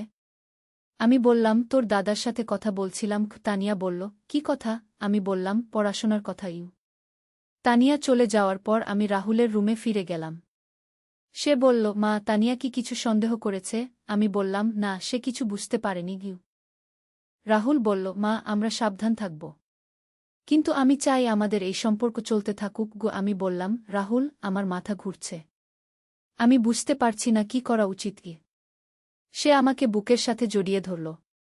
মা তুমি চিন্তা করো না, আমি তোমার পাশে আছি। আমি তার বুকে মাথা রেখে কাঁদতে লাগলাম। পরের দিন সকালে আমি ভীষণ অস্থির। রাহুল কলেজে যাওয়ার আগে আমার কানে ফিসফিস করে বলল, মা আমি তোমাকে ভালোবাসি। তার কথা শুনে আমার হৃদস্পন্দন বেড়ে গেল। দুপুরে আমি বাজার করতে গেলাম। বাজারে আমার এক পরিচিত আন্টি মিলল। তিনি বললেন, অনুপ্রিয়া তুমি কেমন আছো? তোমাকে দেখে মনে হচ্ছে তুমি খুব খুশি। আমি অবাক হলাম। কেন, কি দেখছেন আমার মধ্যে? তিনি হেসে বললেন, তোমার চেহারায় একটা নতুন উজ্জ্বলতা। মনে হচ্ছে তুমি কোনো ভালো খবর পেয়েছ। আমি কিছু না বলে হাসলাম। কিন্তু মনে মনে ভাবলাম, সত্যিই কি আমার মধ্যে কোনো পরিবর্তন এসেছে? রাহুলের ভালোবাসা কি আমাকে বদলে দিয়েছে? বাসায় ফিরে এসে আয়নার সামনে দাঁড়ালাম। সত্যিই আমার চোখে একটা নতুন চমক। যেন অনেক দিন পর আমি নিজেকে একজন নারী হিসেবে অনুভব করছি। বিকালে রাহুল ফিরে এলো। আমাকে দেখে মুচকি হাসল। মা তুমি আজ অন্যরকম সুন্দর লাগছ। আমি লজ্জা পেলাম। কেন, কি হয়েছে আমার? সে বলল, তোমার চোখে একটা নতুন আলো। মনে হচ্ছে তুমি খুব খুশি। আমি বললাম, রাহুল, আমি নিজেই বুঝতে পারছি না আমার কি হয়েছে গিউ। সে আমার কাছে এসে বলল, মা, এটা ভালোবাসার প্রভাব। যখন কেউ আমাদের সত্যিকার ভালোবাসা দেয় তখন আমরা বদলে যাই। সন্ধ্যায় আমরা আবার ছাদে গেলাম। সেই একই জায়গায় বসলাম যেখানে রাহুল প্রথম তার মনের কথা বলেছিল। রাহুল বলল, মা, তুমি কি মনে আছে সেদিনের কথা? আমি মাথা নাড়লাম। সেদিন তুই যা বলেছিলিস সেটা আমার জীবন বদলে দিয়েছে। সে বলল, কিভাবে? আমি বললাম, অনেক বছর পর কেউ আমাকে বলেছে যে আমি সুন্দর। অনেক বছর পর কেউ আমাকে ভালোবাসার কথা বলেছে। রাহুল আমার হাত ধরে বলল, মা, আমি প্রতিদিন তোমাকে বলবো যে তুমি সুন্দর। প্রতিদিন বলবো যে আমি তোমাকে ভালোবাসি। হঠাৎ করে ছাদে একটা বিড়াল এলো। বিড়ালটা আমাদের কাছে এসে মিয়াও মিয়াও করতে লাগল। আমি বিড়ালটাকে কোলে নিলাম। রাহুল বলল, মা, বিড়ালটা তোমাকে খুব পছন্দ করেছে। আমি বিড়ালটার মাথায় হাত বুলিয়ে দিলাম। বিড়ালটা গলায় গলায় ডাকতে লাগল। রাহুল বলল, মা, পশুরাও বুঝতে পারে কে তাদের ভালোবাসে। আমি বললাম, রাহুল, তুই কি মনে করিস আমরা যা অনুভব করছি সেটা সঠিক? সে বলল, মা, ভালোবাসা কখনো ভুল হতে পারে না। সমস্যা হলো সমাজের চোখে। আমি বললাম, সমাজ আমাদের মেনে নেবে না। সে বলল, তাহলে আমরা সমাজ থেকে দূরে থাকব। আমরা কোথাও চলে যাব যেখানে কেউ আমাদের চেনে না। আমি চমকে উঠলাম। তুই কি বলছিস রাহুল? সে বলল, মা, আমি সিরিয়াস। আমি চাই আমরা এই শহর ছেড়ে চলে যাই। নতুন কোথাও গিয়ে নতুন পরিচয় নিয়ে থাকি। আমি বললাম, কিন্তু তানিয়া? তোর বাবা? আমার সংসার? সে বলল, মা, তানিয়াও আমাদের সাথে থাকতে পারে। আর বাবার কথা ভুলে যাও। বাবা তো তোমাকে ভালোবাসেই না। আমার মাথা ঘুরতে লাগল। রাহুল এত বড় সিদ্ধান্ত নিতে চাইছে। আমি বললাম, রাহুল, এটা এত সহজ না। আমি একজন বিবাহিত নারী। সে বলল, মা, বিবাহ মানে কি? একটা কাগজ, একটা রীতি। যেখানে ভালোবাসা নেই সেই বিবাহের মানে কি? আমি চুপ করে রইলাম। বিড়ালটা আমার কোল থেকে নেমে চলে গেল। রাহুল বলল, মা, আমি জানি এটা একটা বড় সিদ্ধান্ত। কিন্তু আমি চাই তুমি খুশি থাকো। আমি বললাম, রাহুল, আমি তোর জন্য আমার পুরো জীবন বদলে দিতে পারি না। সে বলল, মা, আমি তোমাকে চাপ দিচ্ছি না। আমি শুধু একটা অপশন দিচ্ছি। হঠাৎ করে আমার মোবাইলে একটা মেসেজ এলো। দেখি আমার বোন রিতার মেসেজ। দিদি, তুই ঠিক আছিস তো? আমার খুব অস্বস্তি লাগছে। আমি রাহুলকে মেসেজটা দেখালাম। রাহুল বলল, রিতা মামি কেন এমন মেসেজ পাঠিয়েছে? আমি বললাম, জানি না। হয়তো কোনো খারাপ স্বপ্ন দেখেছে। কিন্তু মনে মনে ভাবলাম, রিতা কি আমার মনের অবস্থা আঁচ করতে পারছে? আমি রিতাকে ফোন করলাম। রিতা বলল, দিদি, আমার খুব অস্বস্তি লাগছে। মনে হচ্ছে তোর কোনো বিপদ হবে। আমি বললাম, কি ধরনের বিপদ? সে বলল, জানি না দিদি। কিন্তু তুই সাবধানে থাকিস। ফোন রাখার পর রাহুল বলল, মা, রিতা মামি কি কিছু জানে? আমি বললাম, না, সে কিছু জানে না। হয়তো তার ষষ্ঠ ইন্দ্রিয় কাজ করছে। পরের দিন সকালে আমি অস্থির বোধ করছিলাম। রাহুল কলেজে যাওয়ার আগে আমার কাছে এসে বলল, মা, তুমি কেমন আছো? আমি বললাম, ভালো আছি। কিন্তু সত্যি বলতে আমি ভালো ছিলাম না। দুপুরে সৌমিত্র অফিস থেকে হঠাৎ করে বাসায় এলো। আমি অবাক হলাম। তুমি এত তাড়াতাড়ি এলে কেন? সে বলল, আমার মাথা খারাপ লাগছিল, তাই চলে এলাম। সৌমিত্র খাবার খেয়ে শুয়ে পড়ল। আমি রান্নাঘরে কাজ করছিলাম। হঠাৎ করে তার ফোনে একটা কল এলো। আমি ফোনটা তুলে দিলাম। একজন মহিলার গলা। হ্যালো, সৌমিত্র আছে? আমি বললাম, তিনি ঘুমাচ্ছেন। কে বলছেন? মহিলা বলল, আমি প্রিয়াঙ্কা, অফিসের কলিগ। আমি বললাম, আমি তাকে বলে দেব। কিন্তু ফোনটা রাখার পর আমার মনে সন্দেহ হল। মহিলার গলায় একটা অন্যরকম আবেগ ছিল। মনে হল সে সৌমিত্রের খুব কাছের কেউ। আমি সৌমিত্রের ফোন চেক করার চেষ্টা করলাম। কিন্তু ফোনে পাসওয়ার্ড দেওয়া। আমি আগে কখনো তার ফোন চেক করিনি। কিন্তু আজ একটা অদ্ভুত কৌতূহল হল। বিকালে রাহুল ফিরে এলো। আমি তাকে প্রিয়াঙ্কার ফোনের কথা বললাম। রাহুল বলল, মা, তুমি কি সন্দেহ করছো? আমি বললাম, জানি না। কিন্তু মহিলার গলায় একটা আলাদা ভাব ছিল। রাহুল বলল, মা, হয়তো বাবার অফিসে কোনো অ্যাফেয়ার আছে। তুমি নিজেই তো বলেছিলে বাবা তোমার সাথে স্বামী স্ত্রীর মতো আচরণ করে না। আমি চমকে উঠলাম। তুই কি বলছিস রাহুল? সে বলল, মা, এটাই স্বাভাবিক। যে পুরুষ তার স্ত্রীকে ভালোবাসে না সে অন্য কোথাও ভালোবাসা খোঁজে গু। সন্ধ্যায় সৌমিত্র জেগে উঠল। আমি তাকে প্রিয়াঙ্কার ফোনের কথা বললাম। সে একটু ঘাবড়ে গিয়ে বলল, ও প্রিয়াঙ্কা। সে অফিসের কাজের জন্য ফোন করেছিল কিন্তু তার চেহারা দেখে মনে হলো সে কিছু লুকাচ্ছে। আমি আর কিছু বললাম না। কিন্তু মনে মনে ভাবলাম, সত্যিই কি সৌমিত্রের কোনো অ্যাফেয়ার আছে? রাতে খাবারের টেবিলে বসে আমি সৌমিত্রকে লক্ষ্য করলাম। সে স্বাভাবিকের চেয়ে কম কথা বলছে। তানিয়া তার বাবার সাথে খেলার কথা বলছে, কিন্তু সৌমিত্র। আল্লাহর রহমতের অসীম সাগর। প্রথম অধ্যায়, হারিয়ে যাওয়া আলো। বাগদাদের এক প্রান্তে তিগ্রিস নদীর তীরে একটি ছোট্ট গ্রাম ছিল। গ্রামের নাম ছিল নুরানপুর, আলোর শহর। কিন্তু বিধিবাম সেই আলোর শহরেই বাস করত এক যুবক, যার অন্তরে কোনো আলো ছিল না। তার নাম ছিল হারিস ইবনে উমর। হারিস ছিল একজন দক্ষ কারিগর। তার হাতের কাজ দেখে মানুষ মুগ্ধ হয়ে যেত। কিন্তু তার হৃদয় ছিল পাথরের মতো কঠিন। সে আল্লাহকে বিশ্বাস করত না। নামাজ, রোজা, হজ এসব তার কাছে অর্থহীন মনে হতো। সে মনে করত মানুষের ভাগ্য তার নিজের হাতেই নির্ধারিত হয়, আল্লাহ নামে কোনো শক্তির প্রয়োজন নেই। হারিসের বাবা আবু বকর ছিলেন একজন নেককার মুসলিম। তিনি দিনরাত তার ছেলের হেদায়েতের জন্য দোয়া করতেন। মা ফাতিমাও রাত জেগে কান্নাকাটি করতেন। কিন্তু হারিসের মন যেন পাথরের চেয়েও শক্ত হয়ে গিয়েছিল। একদিন সকালে হারিস তার কর্মশালায় বসে একটি সুন্দর কাঠের সিন্দুক তৈরি করছিল। তার কাজের নিপুণতা দেখে সবাই মুগ্ধ হয়ে যেত। ঠিক সেই মুহূর্তে তার কর্মশালায় এলেন শেখ আহমদ, গ্রামের প্রধান ইমাম। তিনি ছিলেন অত্যন্ত জ্ঞানী এবং ধার্মিক একজন মানুষ। আসসালামু আলাইকুম, হারিস কি শেখ আহমদ সালাম দিলেন। হারিস মাথা তুলে তাকাল, কিন্তু সালামের জবাব দিল না। কি চান শেখ সাহেব? তোমার কাজ দেখে আসলাম। সত্যিই অসাধারণ। আল্লাহ তোমাকে কত সুন্দর হাত দিয়েছেন। আল্লাহর কি আর অভাব আছে? এসব আমার নিজের মেধা আর পরিশ্রমের ফল, হারিস ঠান্ডা গলায় বলল। শেখ আহমদ দীর্ঘশ্বাস ফেললেন। হারিস, তুমি কি কখনো ভেবে দেখেছ এই হাত তুমি কোথায় পেলে? এই চোখ, এই মস্তিষ্ক? সবকিছু তো আল্লাহর দান। দেখুন শেখ সাহেব, আপনি আপনার ধর্মকর্ম নিয়ে থাকুন। আমাকে বোঝানোর চেষ্টা করবেন না। আমি কারো সাহায্য ছাড়াই এতদূর এসেছি। হারিস একটু রুট স্বরেই বলল। শেখ আহমদ চুপ থাকলেন কিছুক্ষণ। তারপর বললেন, আল্লাহ তোমার হৃদয়ে হেদায়েতের নূর দান করুন। আর একটা কথা মনে রেখো হারিস, গর্ভপতনের পূর্বে আসে। শেখ আহমদ চলে গেলেন। হারিস তার কাজে মন দিল। কিন্তু শেখের শেষ কথাটা তার মনে গেঁথে গেল। দুপুরের পর হারিস বাজারে গেল কিছু কাঠ কিনতে।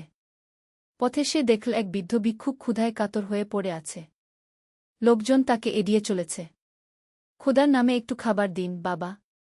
3 দিন কিছু খায়নি। বৃদ্ধ কাকুতি মিনতি করছিল। হারিস তাডাল। তার পকেটে কিছু দিরহাম ছিল। একটু ভাবল, তারপর বৃদ্ধের দিকে একটি দিরহাম ছুড়ে দিয়ে বলল, নাও, কিন্তু খোদার নাম করো না। এটা আমার দয়া। বৃদ্ধ অভুক্ত হাতে দিরহামটি তুলে নিল। আল্লাহ আপনার মঙ্গল করুন বাবা। বললাম না খোদার নাম করতে, হারিস বিরক্ত হয়ে বলল। বৃদ্ধ চুপ হয়ে গেল।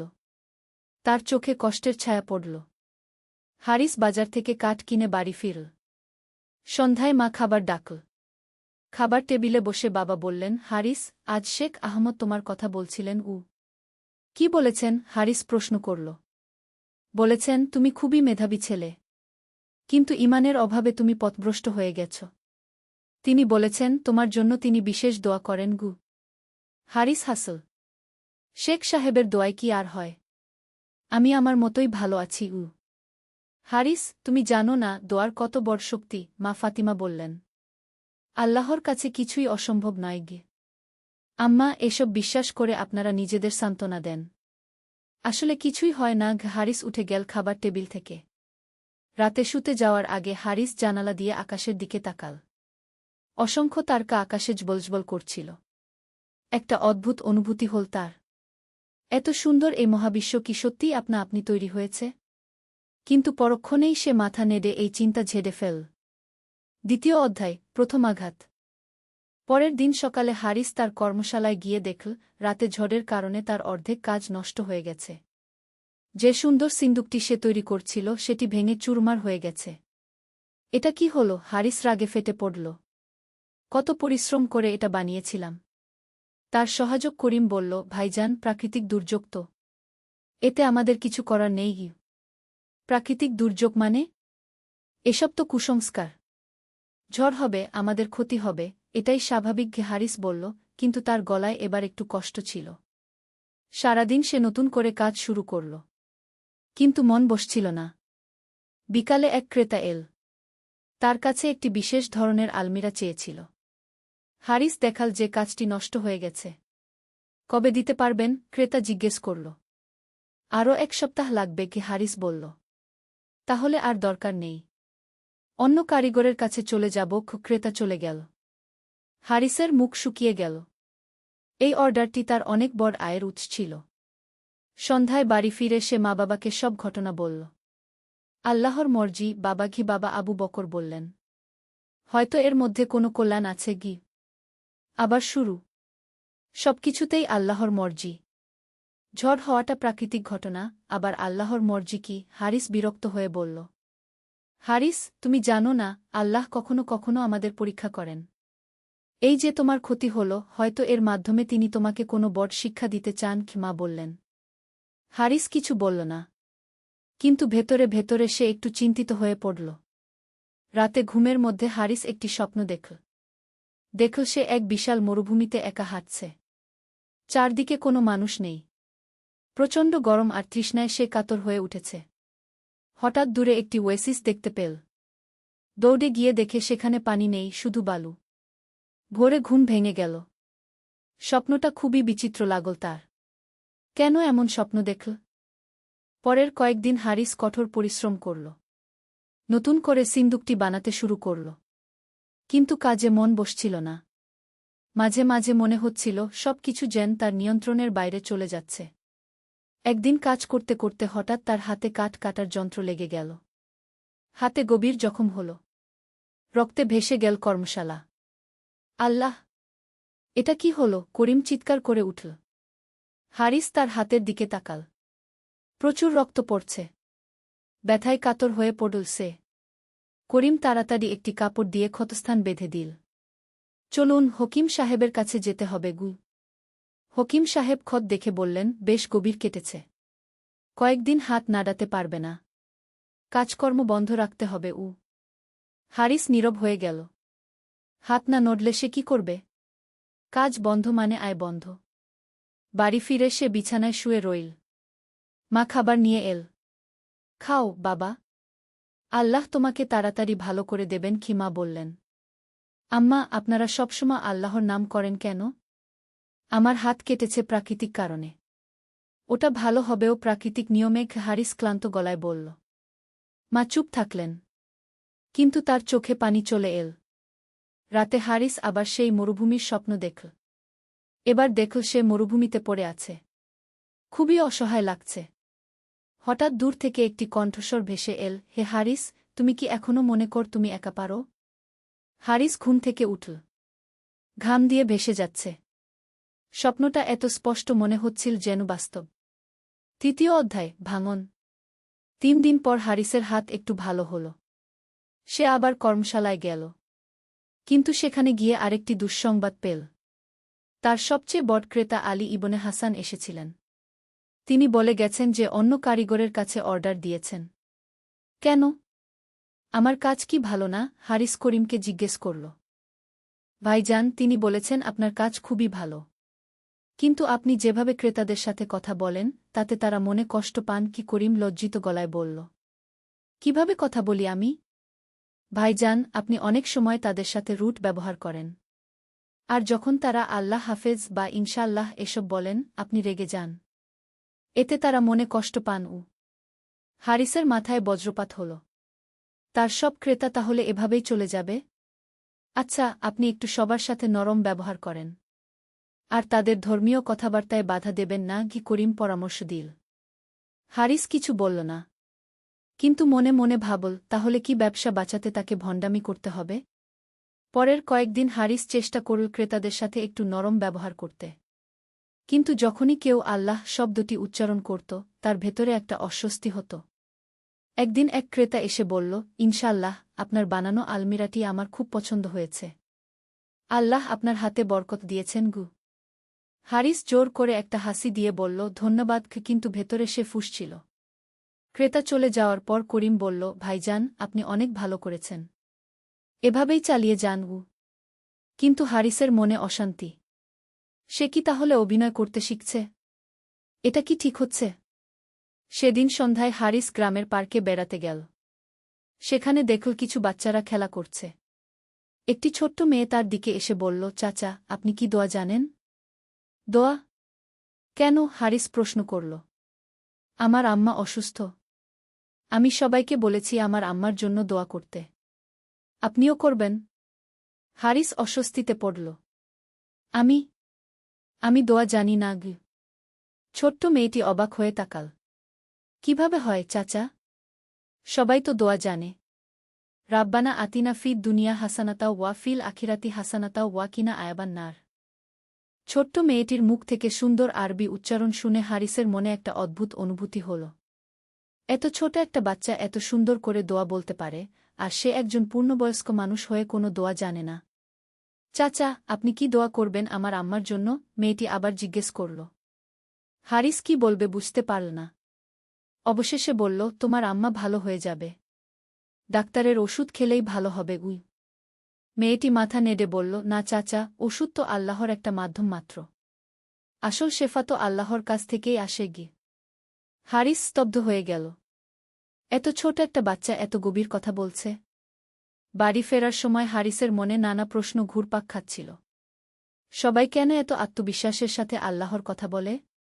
তারা কি এমন কিছু জানে যা সে জানে না? রাতে খাবারের সময় হারিস বাবাকে প্রশ্ন করল, আব্বা, আপনি কিভাবে এত নিশ্চিত যে আল্লাহ আছেন? আবু বকর অবাক হয়ে পুত্রের দিকে তাকালেন। অনেকদিন পর হারিস এ ধরনের প্রশ্ন করেছে। বাবা, আমার হৃদয়ে আল্লাহর অস্তিত্ব অনুভব করি। এই সুন্দর পৃথিবী, এই নিয়মতান্ত্রিক মহাবিশ্ব, আমার অস্তিত্ব, সবকিছুই আল্লাহর অস্তিত্বের প্রমাণ গু। কিন্তু এসব তো প্রাকৃতিক নিয়মেও হতে পারে গি। হ্যাঁ, পারে। কিন্তু এই প্রাকৃতিক নিয়ম কে তৈরি করেছে? এই সুষম পৃথিবী, এই নিখুঁত মহাজাগতিক ব্যবস্থা, এসব কি আপনা আপনি হয়েছে? হারিস চুপ থাকল। এই প্রশ্নের উত্তর তার জানা নেই। আর একটা কথা হারিস, বাবা অব্যাহত রাখলেন, তুমি যখন কোনো সমস্যায় পড়, তখন তোমার মনে কি কখনো এই ইচ্ছা হয় না যে কেউ যদি তোমাকে সাহায্য করত? হারিস ভাবল। হ্যাঁ, এই অনুভূতি তার হয়েছে। বিশেষ করে গত কয়েকদিনে। সেই সাহায্যকারীই হলেন আল্লাহ। তিনি সর্বদা আমাদের সাথে আছেন। শুধু আমাদের তার দিকে ফিরতে হয় গিয়ে। হারিস আর কিছু বলল না। কিন্তু বাবার কথাগুলো তার মনে গভীর রেখাপাত করল। চতুর্থ অধ্যায়, অন্ধকার রাত। পরের দিন সকালে হারিস কর্মশালায় গিয়ে দেখল রাতে চুরি হয়েছে। তার সব দামি যন্ত্রপাতি চুরি হয়ে গেছে। যে সামান্য কিছু কাজ সে শেষ করেছিল সেগুলোও নিয়ে গেছে চোরেরা। হারিস মাটিতে বসে পড়ল। এ যেন তার জীবনের সবচেয়ে বড় আঘাত। সবকিছু শেষ হয়ে গেল। করিম দৌড়ে এসে বলল, ভাইজান, আমি গ্রাম প্রধানকে খবর দিয়েছি। তিনি আসছেন গু। হারিস কিছু বলল না। শুধু চোখ বন্ধ করে বসে রইল। মনে হচ্ছিল যেন সবকিছুর অবসান হয়ে গেছে। গ্রাম প্রধান এসে পরিস্থিতি দেখে বললেন, হারিস, আমি সবার সাথে খোঁজ নেব।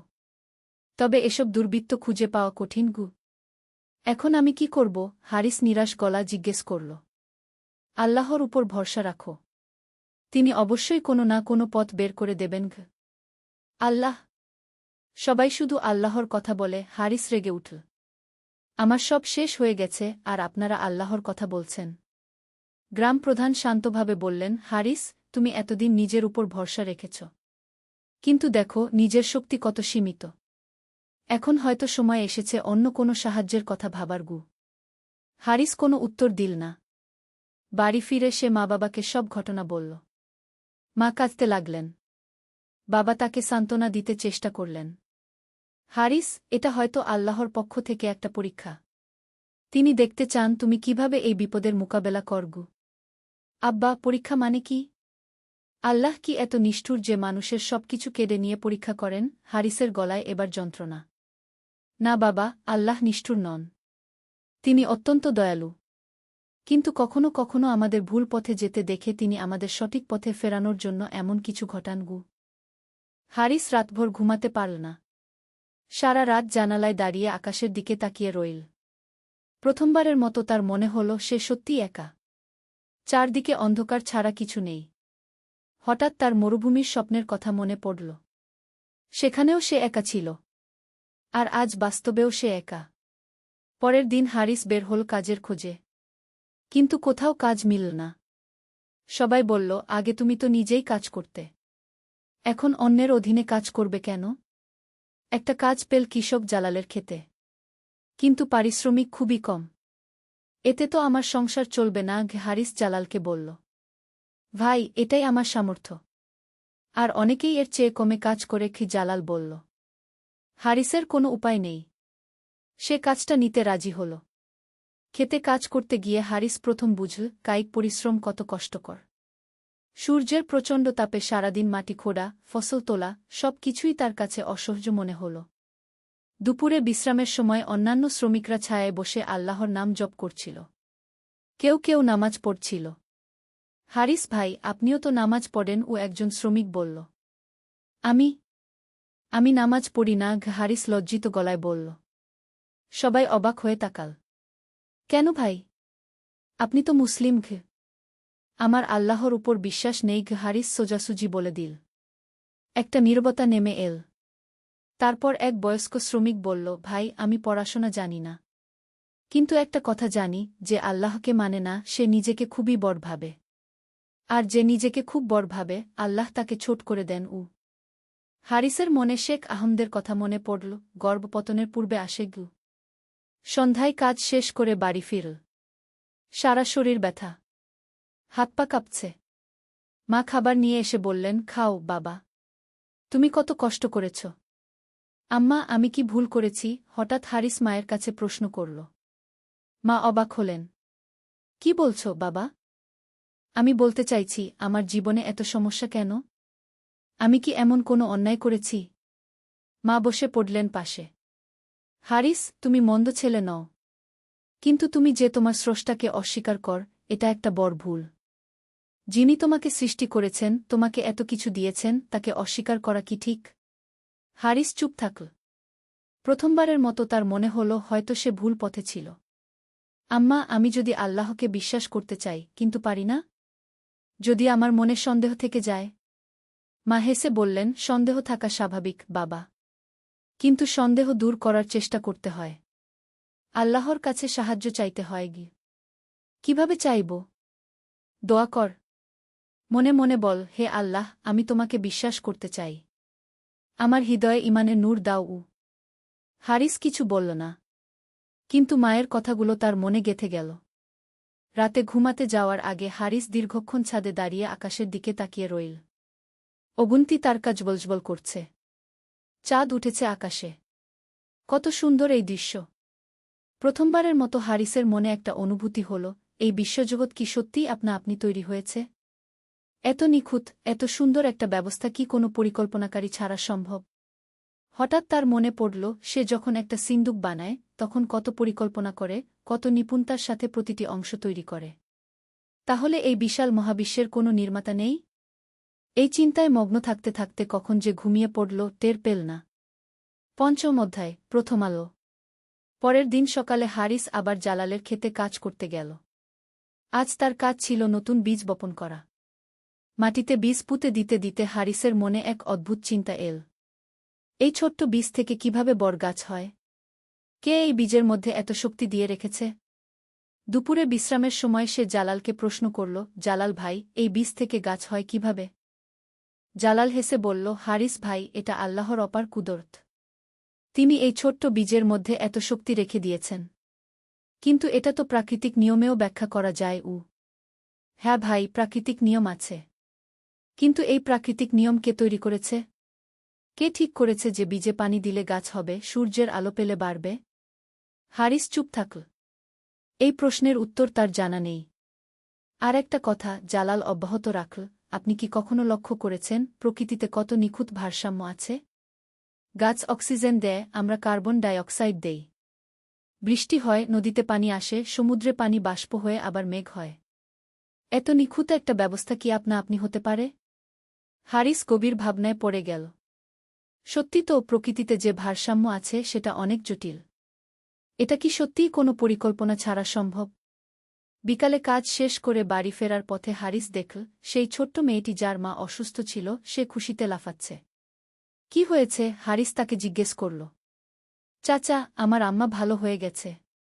আল্লাহ আমার দোয়া কবুল করেছেন, মেয়েটি আনন্দে বলল। হারিস একটু থমকে গেল।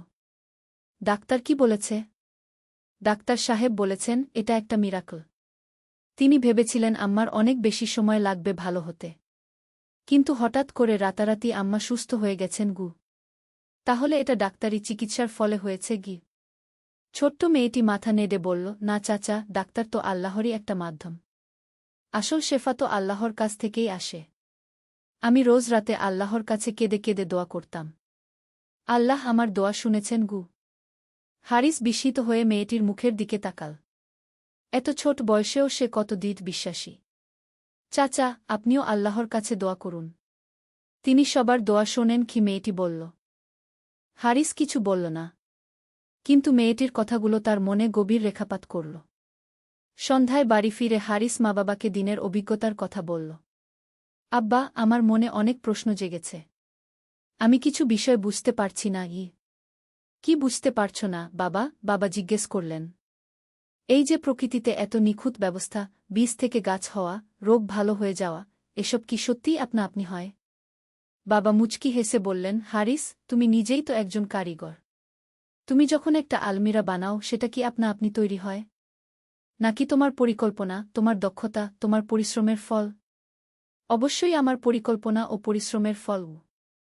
তাহলে এই বিশাল মহাবিশ্ব, এই জটিল প্রকৃতি, এই নিখুঁত মানুষের শরীর, এসব কি কোনো পরিকল্পনাকারী ছাড়া তৈরি হতে পারে? হারিস ভাবতে লাগল। তার কাছে এই যুক্তিটা অস্বীকার করা কঠিন মনে হল। কিন্তু আব্বা, আল্লাহকে তো আমি দেখতে পাই না গি। তুমি কি বাতাস দেখতে পাও? না, কিন্তু বাতাসের অস্তিত্ব আমি অনুভব করি গিয়ে। ঠিক তেমনি আল্লাহকেও তুমি দেখতে পাবে না, কিন্তু তার কাজ, তার নিদর্শন সর্বত্র ছড়িয়ে আছে। তোমার হৃদয় খুলে রাখলে তার অস্তিত্ব অনুভব করবে গে। হারিস রাতে অনেকক্ষণ জেগে রইল। বাবার কথাগুলো তার মনে ঘুরপাক খাচ্ছিল। সত্যি তো, সে যখন কোনো কাজ করে সেটা তার পরিকল্পনা ও পরিশ্রমের ফল। তাহলে এই বিশাল সৃষ্টিজগৎ কি কোনো স্রষ্টা ছাড়া সম্ভব? প্রথমবারের মতো হারিসের মনে একটা সম্ভাবনার কথা ভাবল, হয়তো সত্যিই আল্লাহ আছেন। কিন্তু পরক্ষণেই তার মনে প্রশ্ন জাগল, যদি আল্লাহ থাকেন, তাহলে তিনি তার এত ক্ষতি কেন করলেন? ষষ্ঠ অধ্যায়, অনুশোচনার শুরু। পরের দিন হারিস আবার জালালের খেতে গেল। আজ তার কাজ ছিল সেচের পানি দেওয়া। কাজ করতে করতে হারিস লক্ষ্য করল, গতকাল যে বীজগুলো বুনেছিল তার কয়েকটিতে ছোট্ট কুঁড়ি বের হয়েছে। মাত্র একদিনেই! এটা কিভাবে সম্ভব? সে মনে মনে ভাবল। জালাল কাছে এসে বলল, হারিস ভাই, দেখেছেন? আল্লাহর কুদরত কত অদ্ভুত! মাত্র একদিনেই বীজের ভেতর থেকে জীবন বের হয়ে এসেছে গি। কিন্তু এটা তো বৈজ্ঞানিক প্রক্রিয়া। বীজে পানি পেলে এটাই হয় গে। ঠিক বলেছেন। কিন্তু এই বৈজ্ঞানিক প্রক্রিয়াটা কে তৈরি করেছে? বীজের মধ্যে এই জীবনকে দিয়ে রেখেছে? হারিস চুপ থাকল। এই প্রশ্নের উত্তর দেওয়া তার পক্ষে কঠিন। দুপুরের বিশ্রামের সময় হারিস একা বসেছিল। হঠাৎ তার মনে সেই রাতের কথা মনে পড়ল যখন ঝড়ের কারণে তার কাজ নষ্ট হয়েছিল। তখন সে কত রেগেছিল। ভেবেছিল এটা শুধুই প্রাকৃতিক ঘটনা। কিন্তু এখন মনে হচ্ছে হয়তো সেটা একটা সংকেত ছিল তার গর্ব ভাঙানোর জন্য। তারপর মনে পড়ল হাত কেটে যাওয়ার ঘটনা। সেটাও কি কোনো সংকেত ছিল? তারপর চুরির ঘটনা। সবকিছু একসাথে হয়েছে যেন তাকে কিছু বোঝানোর জন্য। হারিসের মনে এক অদ্ভুত অনুভূতি হল। হয়তো এসব ঘটনা কোনো কাকতালীয় বিষয় নয়। বিকালে কাজ শেষ করে বাড়ি ফিরতে ফিরতে হারিস দেখল শেখ আহমদ তার দিকে এগিয়ে আসছেন। আসসালামু আলাইকুম। হারিস কি শেখ আহমদ সালাম দিলেন। এবার হারিস সালামের জবাব দিল। ওয়া আলাইকুমুসসালাম গে। শেখ আহমদ একটু অবাক হলেন।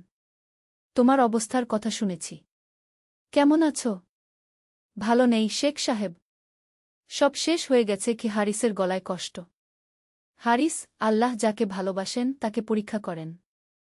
হয়তো তিনি তোমাকে সঠিক পথে আনার জন্য এভাবে পরীক্ষা করছেন গি। শেখ সাহেব, আমি কিছু প্রশ্নের উত্তর খুঁজছি গো, হারিস দ্বিধা করে বলল। শেখ আহমদ থমকে গেলেন। কি প্রশ্ন? আল্লাহ যদি সত্যিই থাকেন তাহলে তিনি আমার এত ক্ষতি কেন করলেন? শেখ আহমদ হেসে বললেন, হারিস, আল্লাহ তোমার ক্ষতি করেননি। তিনি তোমাকে সঠিক পথ দেখাতে চান। কিভাবে? তুমি এতদিন মনে করতে তুমি নিজের শক্তিতেই সবকিছু পারো। আল্লাহর প্রয়োজন নেই। তিনি তোমাকে দেখালেন যে মানুষের শক্তি কত সীমিত। এখন তুমি বুঝতে পারছ যে আল্লাহর সাহায্য ছাড়া মানুষ অসহায়। কিন্তু এত কষ্ট দেওয়ার দরকার ছিল? হারিস, বড় রোগের জন্য কঠিন চিকিৎসার দরকার হয়। তোমার হৃদয়ের রোগ ছিল গর্ব আর অহংকার। সেটা দূর করার জন্য এই কঠিন চিকিৎসার প্রয়োজন ছিল। হারিস চুপ থাকল। শেখের কথাগুলো তার মনে গভীর রেখাপাত করছে। আর একটা কথা, শেখ আহমদ চালিয়ে গেলেন, তুমি যে বিপদে পড়েছ এটা তোমার জন্য ক্ষতিকর নাও হতে পারে। হয়তো এর মাধ্যমে তুমি আল্লাহর কাছে ফিরে আসবে। আর তাহলে এই পার্থিব ক্ষতির চেয়ে অনেক বেশি লাভ হবে তোমার। শেখ সাহেব, আমি যদি আল্লাহকে বিশ্বাস করতে চাই কিন্তু পারি না? আল্লাহর রহমত। একটি ইসলামিক গল্প। প্রথম অধ্যায়, যুদ্ধের ডাক। হিজরি 635 সালের কথা। সিরিয়ার দামেস্কের কাছাকাছি এক ছোট্ট গ্রাম আল হাওরান। গ্রামটি সবুজ পাহাড়ের পাদদেশে অবস্থিত, যেখানে জলপাইয়ের বাগান আর খেজুর গাছে ভরা। এই গ্রামে বাস করত একটি দরিদ্র পরিবার, আবু সাইদ আল আনসারী, তার স্ত্রী উম্মে খালিদা এবং তাদের একমাত্র সন্তান খালিদ। আবু সাইদ ছিল একজন কামার। তার ছোট্ট দোকানে তিনি কৃষকদের জন্য লাঙ্গল, কোদাল আর তরোয়াল তৈরি করতেন। যদিও তার আয় খুব বেশি ছিল না, কিন্তু তিনি ছিলেন অত্যন্ত ন্যায়পরায়ণ আর ধার্মিক। প্রতিদিন ফজরের নামায়ের পর তিনি কুরআন তেলাওয়াত করতেন এবং আল্লাহর কাছে দোয়া করতেন যেন তার পরিবারের রিক হালাল হয়। খালিদ তখন ২০ বছরের এক যুবক। লম্বা, সুঠাম গড়ন, কালো চুল আর উজ্জ্বল চোখ। সে তার বাবার কাজে সাহায্য করত এবং ইসলামী শিক্ষায় শিক্ষিত ছিল। গ্রামের মসজিদের ইমাম উস্তাদ আব্দুর রহমানের কাছে সে কুরআন, হাদিস আর আরবি ভাষা শিখেছিল। একদিন সকালে যখন আবু সাইদ তার দোকানে কাজ করছিলেন, তখন একজন অশ্বারোহী এসে হাজির হল। তার পোশাক আর অস্ত্র দেখে বোঝা যাচ্ছিল সে মুসলিম সেনাবাহিনীর একজন সৈনিক। আসসালামু আলাইকুম, বল সৈনিকটি। ওয়া আলাইকুমুসসালাম, জবাব দিলেন আবু সাইদ। কি সেবা করতে পারি ভাই? সৈনিকটি তার ঘোড়া থেকে নেমে বলল, আমি আমিরুল মুমিনিন উমর ইবনুল খাত্তাবের পক্ষ থেকে এসেছি। বাইজান্টাইন সাম্রাজ্যের সাথে যুদ্ধের জন্য সকল সক্ষম যুবকদের জিহাদে অংশগ্রহণের আহ্বান জানানো হচ্ছে। আবু সাইদের হৃদয় কেঁপে উঠল। তিনি জানতেন এই দিনটি আসবে। ইসলাম তখন দ্রুত বিস্তার লাভ করছিল, কিন্তু সে সাথে বৃদ্ধি পাচ্ছিল শত্রুদের সংখ্যাও। খালিদ, ডাকলেন তিনি তার ছেলেকে। খালিদ দৌড়ে এল। সৈনিকটি তাকে দেখে বলল, তুমিই খালিদ? আমি তোমার কথা শুনেছি। তুমি নাকি বেশ ভালো তরোয়াল চালাতে পার? খালিদ বিনয়ের সাথে বলল, আল্লাহ যা তৌফিক দিয়েছেন। তাহলে তৈরি হও। ৩ দিনের মধ্যে দামেস্কের মূল ক্যাম্পে হাজির হতে হবে। খালিদ ইবনুল ওয়ালিদ তোমাদের নেতৃত্ব দেবেন। খালিদের চোখ চকচক করে উঠল। খালিদ ইবনুল ওয়ালিদ, যাকে বলা হয় সাইফুল্লাহিল মাসলুল, আল্লাহর খোলা তরোয়াল, যার কোনো যুদ্ধেই পরাজয় হয়নি। সৈনিকটি চলে যাওয়ার পর পরিবারে নেমে এল গভীর নীরবতা।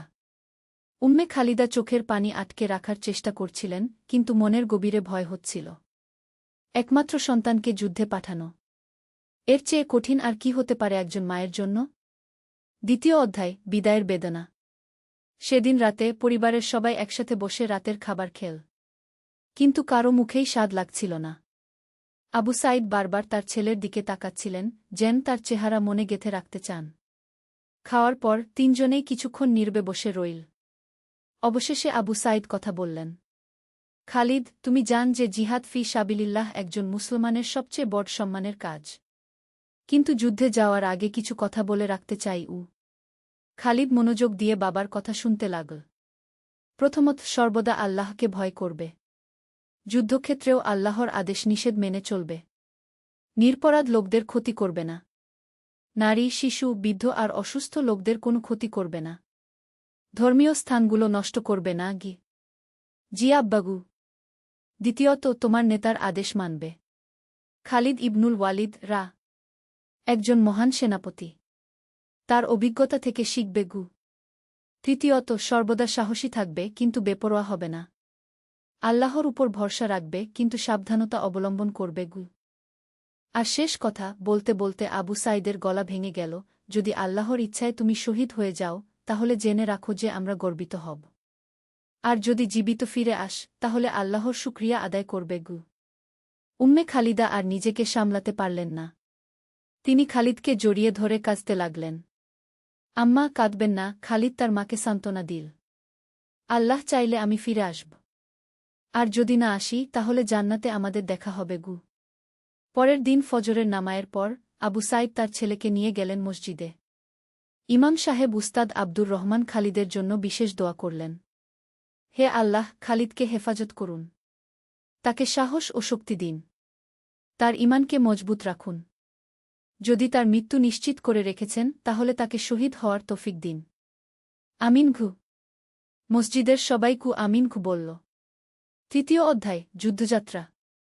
তৃতীয় দিন সকালে খালিদ তার সামান্য সম্পত্তি একটি ছোট্ট ব্যাগে ভরে নিল।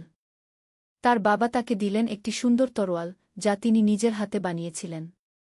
এই তরোয়াল আমি বিশেষ যত্নে তৈরি করেছি, বললেন আবু সাঈদ।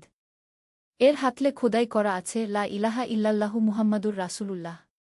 এই কালিমা তোমাকে সব সময় আল্লাহর কথা মনে করিয়ে দেবে গি। খালিদ তরোয়ালটি হাতে নিয়ে চুমু খেল। তারপর তার বাবা মায়ের পা ছুঁয়ে দোয়া নিল। আল্লাহ হাফেজ আব্বা, আম্মা গু। গ্রামের অনেকেই খালিদকে বিদায় জানাতে এসেছিল। সবার চোখে পানি কিন্তু মনে গর্ব। একজন মুজাহিদ তাদের গ্রাম থেকে বের হচ্ছে। খালিদ পায়ে হেঁটে দামেস্কের দিকে রওয়ানা হল। পথে তার সাথে আরও অনেক যুবক যুক্ত হল, বিভিন্ন গ্রাম থেকে। সবার মুখে একই স্বপ্ন, ইসলামের জন্য জিহাদ করা। দামেস্ক পৌঁছানোর আগেই খালিদ বুঝতে পারল যে এটা হবে একটা বিরাট অভিযান। পথে সে দেখতে পেল হাজার হাজার সৈন্য। আরব, পারস্য, আফ্রিকা সব জায়গা থেকে মুসলমান যোদ্ধারা এসেছে। দামেস্কে পৌঁছে খালিদ প্রথমেই দেখা করল ক্যাম্প কমান্ডারের সাথে।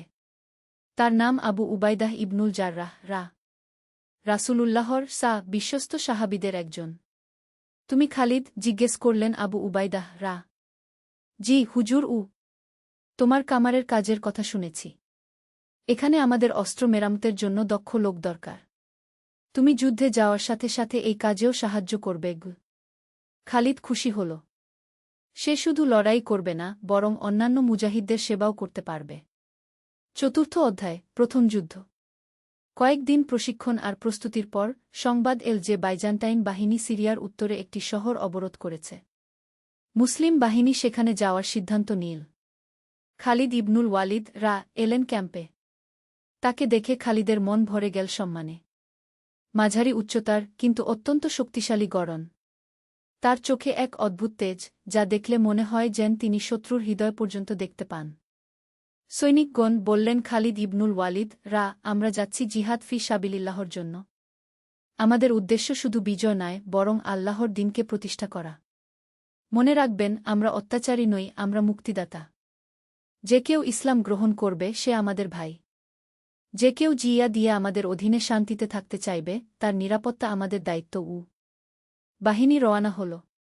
খালিদ তার ইউনিটের সাথে হাঁটতে হাঁটতে ভাবছিল, এই প্রথম সে ঘর থেকে এত দূরে এসেছে। প্রথম তার জীবনে এত বড় দায়িত্ব নিয়েছে। 3 দিন মার্চের পর তারা পৌঁছাল ফিহল নামক স্থানে। সেখানে বাইজান্টাইন বাহিনী অবস্থান করছিল। খালিদ দেখল যে শত্রুবাহিনী সংখ্যায় অনেক বেশি, কিন্তু মুসলিম সৈন্যদের মনোবল আকাশছোঁয়া। যুদ্ধ শুরু হওয়ার আগের রাতে খালিদ বহুক্ষণ নামায় পড়ল। সে দোয়া করল তার বাবা মায়ের জন্য, তার গ্রামের জন্য এবং সমস্ত মুসলমানদের জন্য। ভোর হতে না হতেই যুদ্ধ শুরু হয়ে গেল। খালিদ প্রথমে কিছুটা ভয় পেয়েছিল, এত চিৎকার, এত রক্ত, এত হট্টগোল। কিন্তু যখন সে দেখল যে একজন বাইজান্টাইন সৈনিক একজন আহত মুসলিম যোদ্ধাকে হত্যা করতে যাচ্ছে, তখন তার মধ্যে ক্রোধের আগুন জ্বলে উঠল। লা ইলাহা ইল্লাল্লাহ চিৎকার করে খালিদ ঝাঁপিয়ে পড়ল। তার তরোয়াল বাতাসে ঝনঝন করতে করতে শত্রুর উপর আঘাত করল। প্রথম আঘাতেই বাইজান্টাইন সৈনিকটি মারা গেল। খালিদ দ্রুত আহত মুজাহিদটিকে নিরাপদ স্থানে নিয়ে গেল।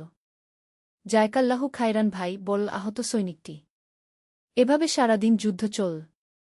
সূর্যাস্তের সময় বাইজান্টাইন বাহিনী পিছু হটতে বাধ্য হল। মুসলমানরা বিজয়ী হল। পঞ্চম অধ্যায়, পরীক্ষার সময়। ফিহলের যুদ্ধে বিজয়ের পর মুসলিম বাহিনী আরও গভীরে অগ্রসর হল। কিন্তু পথে একটি গ্রামে পৌঁছে তারা এক ভয়ানক দৃশ্য দেখতে পেল। গ্রামটি প্রায় খালি। বেশিরভাগ বাসিন্দা পালিয়ে গেছে।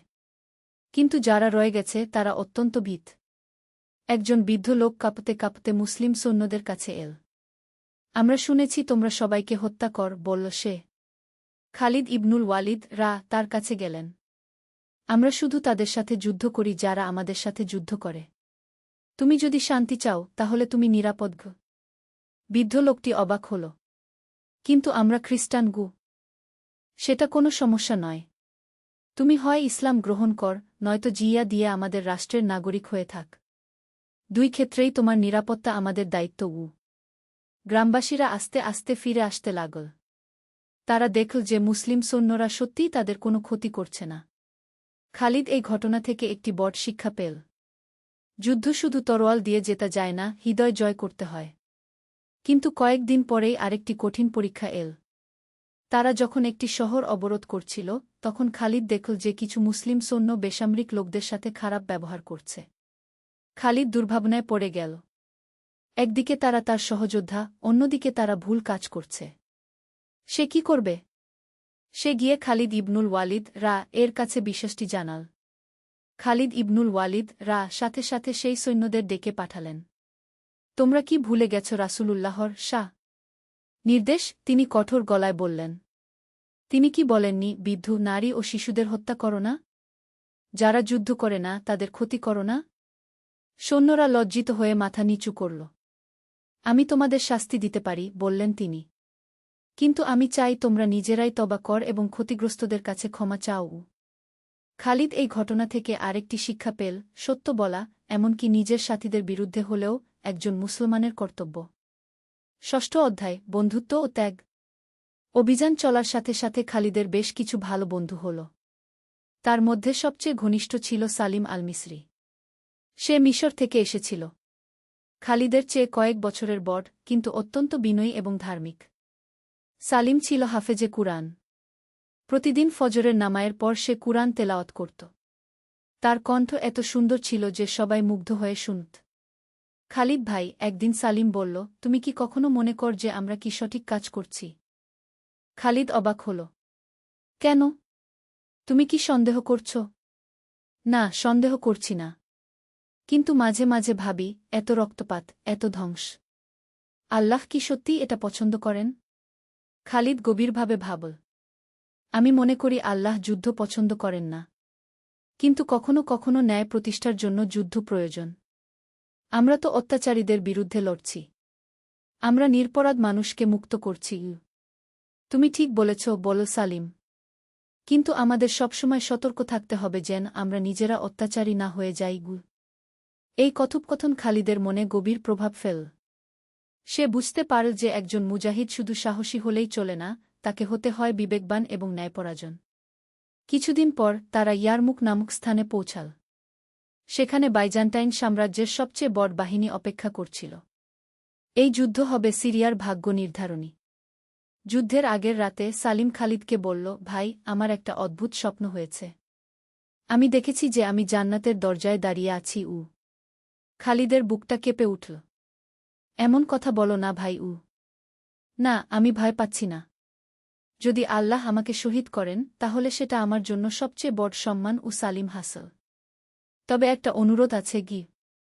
কি? যদি আমি মারা যাই তাহলে তুমি আমার মায়ের কাছে একটা চিঠি নিয়ে যাবে। বলবে যে তার ছেলে ঈমানের উপর মারা গেছে। খালিদ কিছু বলতে পারল না। সে শুধু তার বন্ধুকে জড়িয়ে ধরল। সপ্তম অধ্যায়, ইয়ারমুকের যুদ্ধ। ইয়ারমুকের যুদ্ধ শুরু হল ভোরের সাথে সাথে। এটা ছিল এমন এক যুদ্ধ যা ইতিহাসে স্থান পেয়েছে। একদিকে বাইজান্টাইন সাম্রাজ্যের বিশাল বাহিনী, অন্যদিকে মুসলমানদের ছোট কিন্তু দৃঢ়প্রতিজ্ঞ সেনাদল। খালিদ ইবনুল ওয়ালিদ যুদ্ধ শুরুর আগে সৈন্যদের উদ্দেশ্যে ভাষণ দিলেন। হে মুজাহিদগণ! আজ আল্লাহ আমাদের পরীক্ষা করবেন।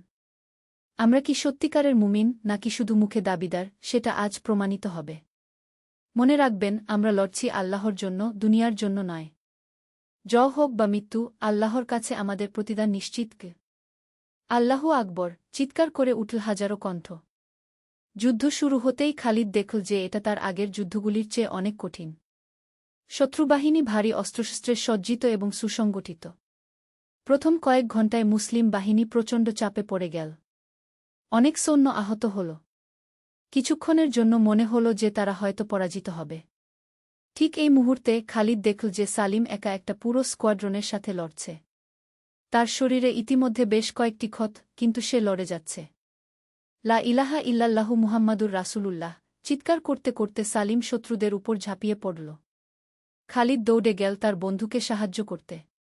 কিন্তু সে পৌঁছানোর আগেই একটি বর্ষা সালিমের বুকে বিদ্ধ হল। সালিম চিৎকার করে খালিদ তার বন্ধুর কাছে পৌঁছাল। সালিম মাটিতে পড়ে গেছে, কিন্তু তার ঠোঁটে হাসি। খালিদ ভাই কষ্ট করে বলল সে। আমার স্বপ্ন সত্যি হল কথা বলো না। আমি তোমাকে নিরাপদ জায়গায় নিয়ে যাচ্ছি না, আমার সময় এসে গেছে সালিমের চোখ ঝলমল করছে। শোন, আমার মায়ের কাছে বলো আমি জান্নাতে তার জন্য দোয়া করব এই বলে সালিম তার শেষ নিঃশ্বাস ত্যাগ করল। তার মুখে এক অদ্ভুত প্রশান্তি। খালিদের চোখে পানি এসে গেল। কিন্তু যুদ্ধক্ষেত্রে কান্নার সময় নেই। সে তার বন্ধুর চোখ বন্ধ করে দিল এবং তার জন্য একটি ছোট দোয়া পড়ল। এরপর সে উঠে দাঁড়াল। তার হৃদয়ে এখন প্রচণ্ড ক্রোধ, কিন্তু সেই ক্রোধ ন্যায়ের পক্ষে। আল্লাহু আকবর, চিৎকার করে সে শত্রুদের উপর ঝাঁপিয়ে পড়ল। অষ্টম অধ্যায়, বিজয় ও শিক্ষা। খালিদের সাহস দেখে অন্যান্য মুজাহিদরাও অনুপ্রাণিত হল। খালিদ ইবনুল ওয়ালিদ এই সুযোগে একটি চমৎকার কৌশল প্রয়োগ করলেন। তিনি একটি অংশের সৈন্যদের নিয়ে শত্রুদের পেছন দিক থেকে আক্রমণ করলেন। এই অভূতপূর্ব কৌশলের ফলে বাইজান্টাইন বাহিনী বিভ্রান্ত হয়ে পড়ল। তারা বুঝতে পারল না যে কোনো দিকে মনোযোগ দেবে। সূর্যাস্তের আগেই যুদ্ধের ফলাফল স্পষ্ট হয়ে গেল। বাইজান্টাইন বাহিনী পরাজিত হয়েছে। মুসলমানরা জিতেছে। কিন্তু এই বিজয়ে খালিদের তেমন আনন্দ হল না। তার মন পড়ে আছে তার বন্ধু সালিমের কাছে। যুদ্ধ শেষ হওয়ার পর খালিদ গেল সালিমের লাশের কাছে। সে দেখল যে তার বন্ধুর মুখে এখনও সেই প্রশান্ত হাসি। তুমি ঠিকই বলেছিলে ভাই, ফিসফিস করে বল খালিদ। তুমি জান্নাতে পৌঁছে গেছ। খালিদ ইবনুল ওয়ালিদ তার কাছে এলেন। খালিদ, তুমি আজ অসাধারণ সাহসিকতা দেখিয়েছ, বললেন তিনি। কিন্তু আমি দেখেছি যে তুমি দুঃখিত। এটাই স্বাভাবিক। একজন মুজাহিদের হৃদয়ে দয়া থাকা উচিতকে। হুজুর, সালিম ছিল আমার সবচেয়ে ভালো বন্ধু আমি জানি। কিন্তু মনে রাখো, সে শহীদ হয়েছে। এর চেয়ে বড় সম্মান আর কি হতে পারে? তার জন্য দুঃখ নয়, বরং আল্লাহর শুকরিয়া করক। খালিদ বুঝতে পারল যে তিনি ঠিক বলেছেন। শহীদদের জন্য কান্নাকাটি করা ঠিক নয়, বরং তাদের জন্য দোয়া করা উচিত। নবম অধ্যায়, ঘরে ফেরা। ইয়ারমুকের যুদ্ধের পর সিরিয়ায় মুসলমানদের অবস্থান পাকাপোক্ত হয়ে গেল। আরও কয়েক মাস বিভিন্ন ছোট ছোট যুদ্ধ হল, কিন্তু সেগুলি তেমন বড় ছিল না। খালিদ এই সময়ে অনেক কিছু শিখল। সে শিখল যে যুদ্ধ শুধু তরোয়াল চালানো নয়, বরং কৌশল, ধৈর্য এবং ন্যায়বিচার। সে শিখল যে একজন সত্যিকারের মুজাহিদ শুধু নিজের জান দিতে প্রস্তুত থাকে না, বরং অন্যদের জান বাঁচানোর জন্যও চেষ্টা করে। একদিন আবু উবাইদাহ ইবনুল জাররাহ খালিদকে ডেকে বললেন, খালিদ, তোমার পরিবার তোমার জন্য অপেক্ষা করছে। তুমি চাইলে এবার ঘরে ফিরে যেতে পারগু। খালিদের মন খুশিতে ভরে গেল। কতদিন পর সে তার বাবা মায়ের কাছে ফিরে যাবে। কিন্তু তার মনে একটা দ্বিধা ছিল। হুজুর, আমি যদি এখন চলে যাই তাহলে কি আমার কর্তব্য পালন সম্পূর্ণ হবে? আবু উবাইদাহ হাসলেন। খালিদ, জিহাদ শুধু যুদ্ধক্ষেত্রে নয়। তুমি যদি ঘরে গিয়ে তোমার বাবা মায়ের সেবা কর, সৎ জীবিকা অর্জন কর এবং ইসলামের শিক্ষা অনুযায়ী জীবন যাপন কর, তাহলে সেটাও জিহাদ। খালিদ বুঝতে পারল যে তিনি ঠিক বলেছেন। জিহাদের অর্থ শুধু যুদ্ধ নয়, বরং জীবনের প্রতিটি ক্ষেত্রে আল্লাহর পথে চেষ্টা করা। বিদায়ের সময় অনেক সহযোদ্ধা তাকে বিদায় জানাল। খালিদ প্রত্যেকের কাছ থেকে দোয়া নিল। খালিদ ইবনুল ওয়ালিদ তাকে একটি বিশেষ উপহার দিলেন, একটি আংটি, যাতে লেখা ছিল ও আল্লাহর উপর ভরসা এই আংটি তোমাকে সবসময় মনে করিয়ে দেবে যে আল্লাহই আমাদের একমাত্র অভিভাবক, বললেন তিনি। 10ম অধ্যায়, মায়ের কোল। ঘরে ফেরার পথ দীর্ঘ ছিল, কিন্তু খালিদের মন ছিল আনন্দে ভরা। সে সালিমের মায়ের বাড়িতেও গেল। সেই বয়স্ক মহিলা যখন শুনলেন যে তার ছেলে শহীদ হয়েছে, তখন তিনি কেঁদে ফেললেন। কিন্তু খালিদ যখন তাকে সালিমের শেষ কথাগুলি বলল, তখন তার চোখে গর্বের আভা ফুটে উঠল। আল্লাহ আমার ছেলেকে কবুল করেছেন, বললেন তিনি। আমার আর কি চাওয়ার আছে? অবশেষে খালিদ পৌঁছাল তার নিজের গ্রামে। গ্রামের লোকজন তাকে দেখে খুশিতে চিৎকার করে উঠল। খালিদ ফিরে এসেছে! আমাদের মুজাহিদ ফিরে এসেছে! কিন্তু খালিদ সোজা চলে গেল তার ঘরে। দরজার সামনে দাঁড়িয়ে সে দেখল তার বাবা মা বাইরে এসেছেন। আব্বা, আম্মা! খালিদ দৌড়ে গিয়ে তাদের পা ছুঁয়ে সালাম করল। উম্মে খালিদা তার ছেলেকে জড়িয়ে ধরে কাঁদতে লাগলেন। আবু সাঈদের চোখেও পানি, কিন্তু সেই পানি আনন্দের। আল্লাহর শুকরিয়া, বললেন তিনি। আমার ছেলে নিরাপদে ফিরে এসেছে গিয়ে। সেদিন রাতে তিনজনে একসাথে বসে খালিদ তার অভিজ্ঞতার কথা বলল। সে বলল যুদ্ধের কথা, বিজয়ের কথা, কিন্তু সবচেয়ে বেশি বলল তার বন্ধু সালিমের কথা।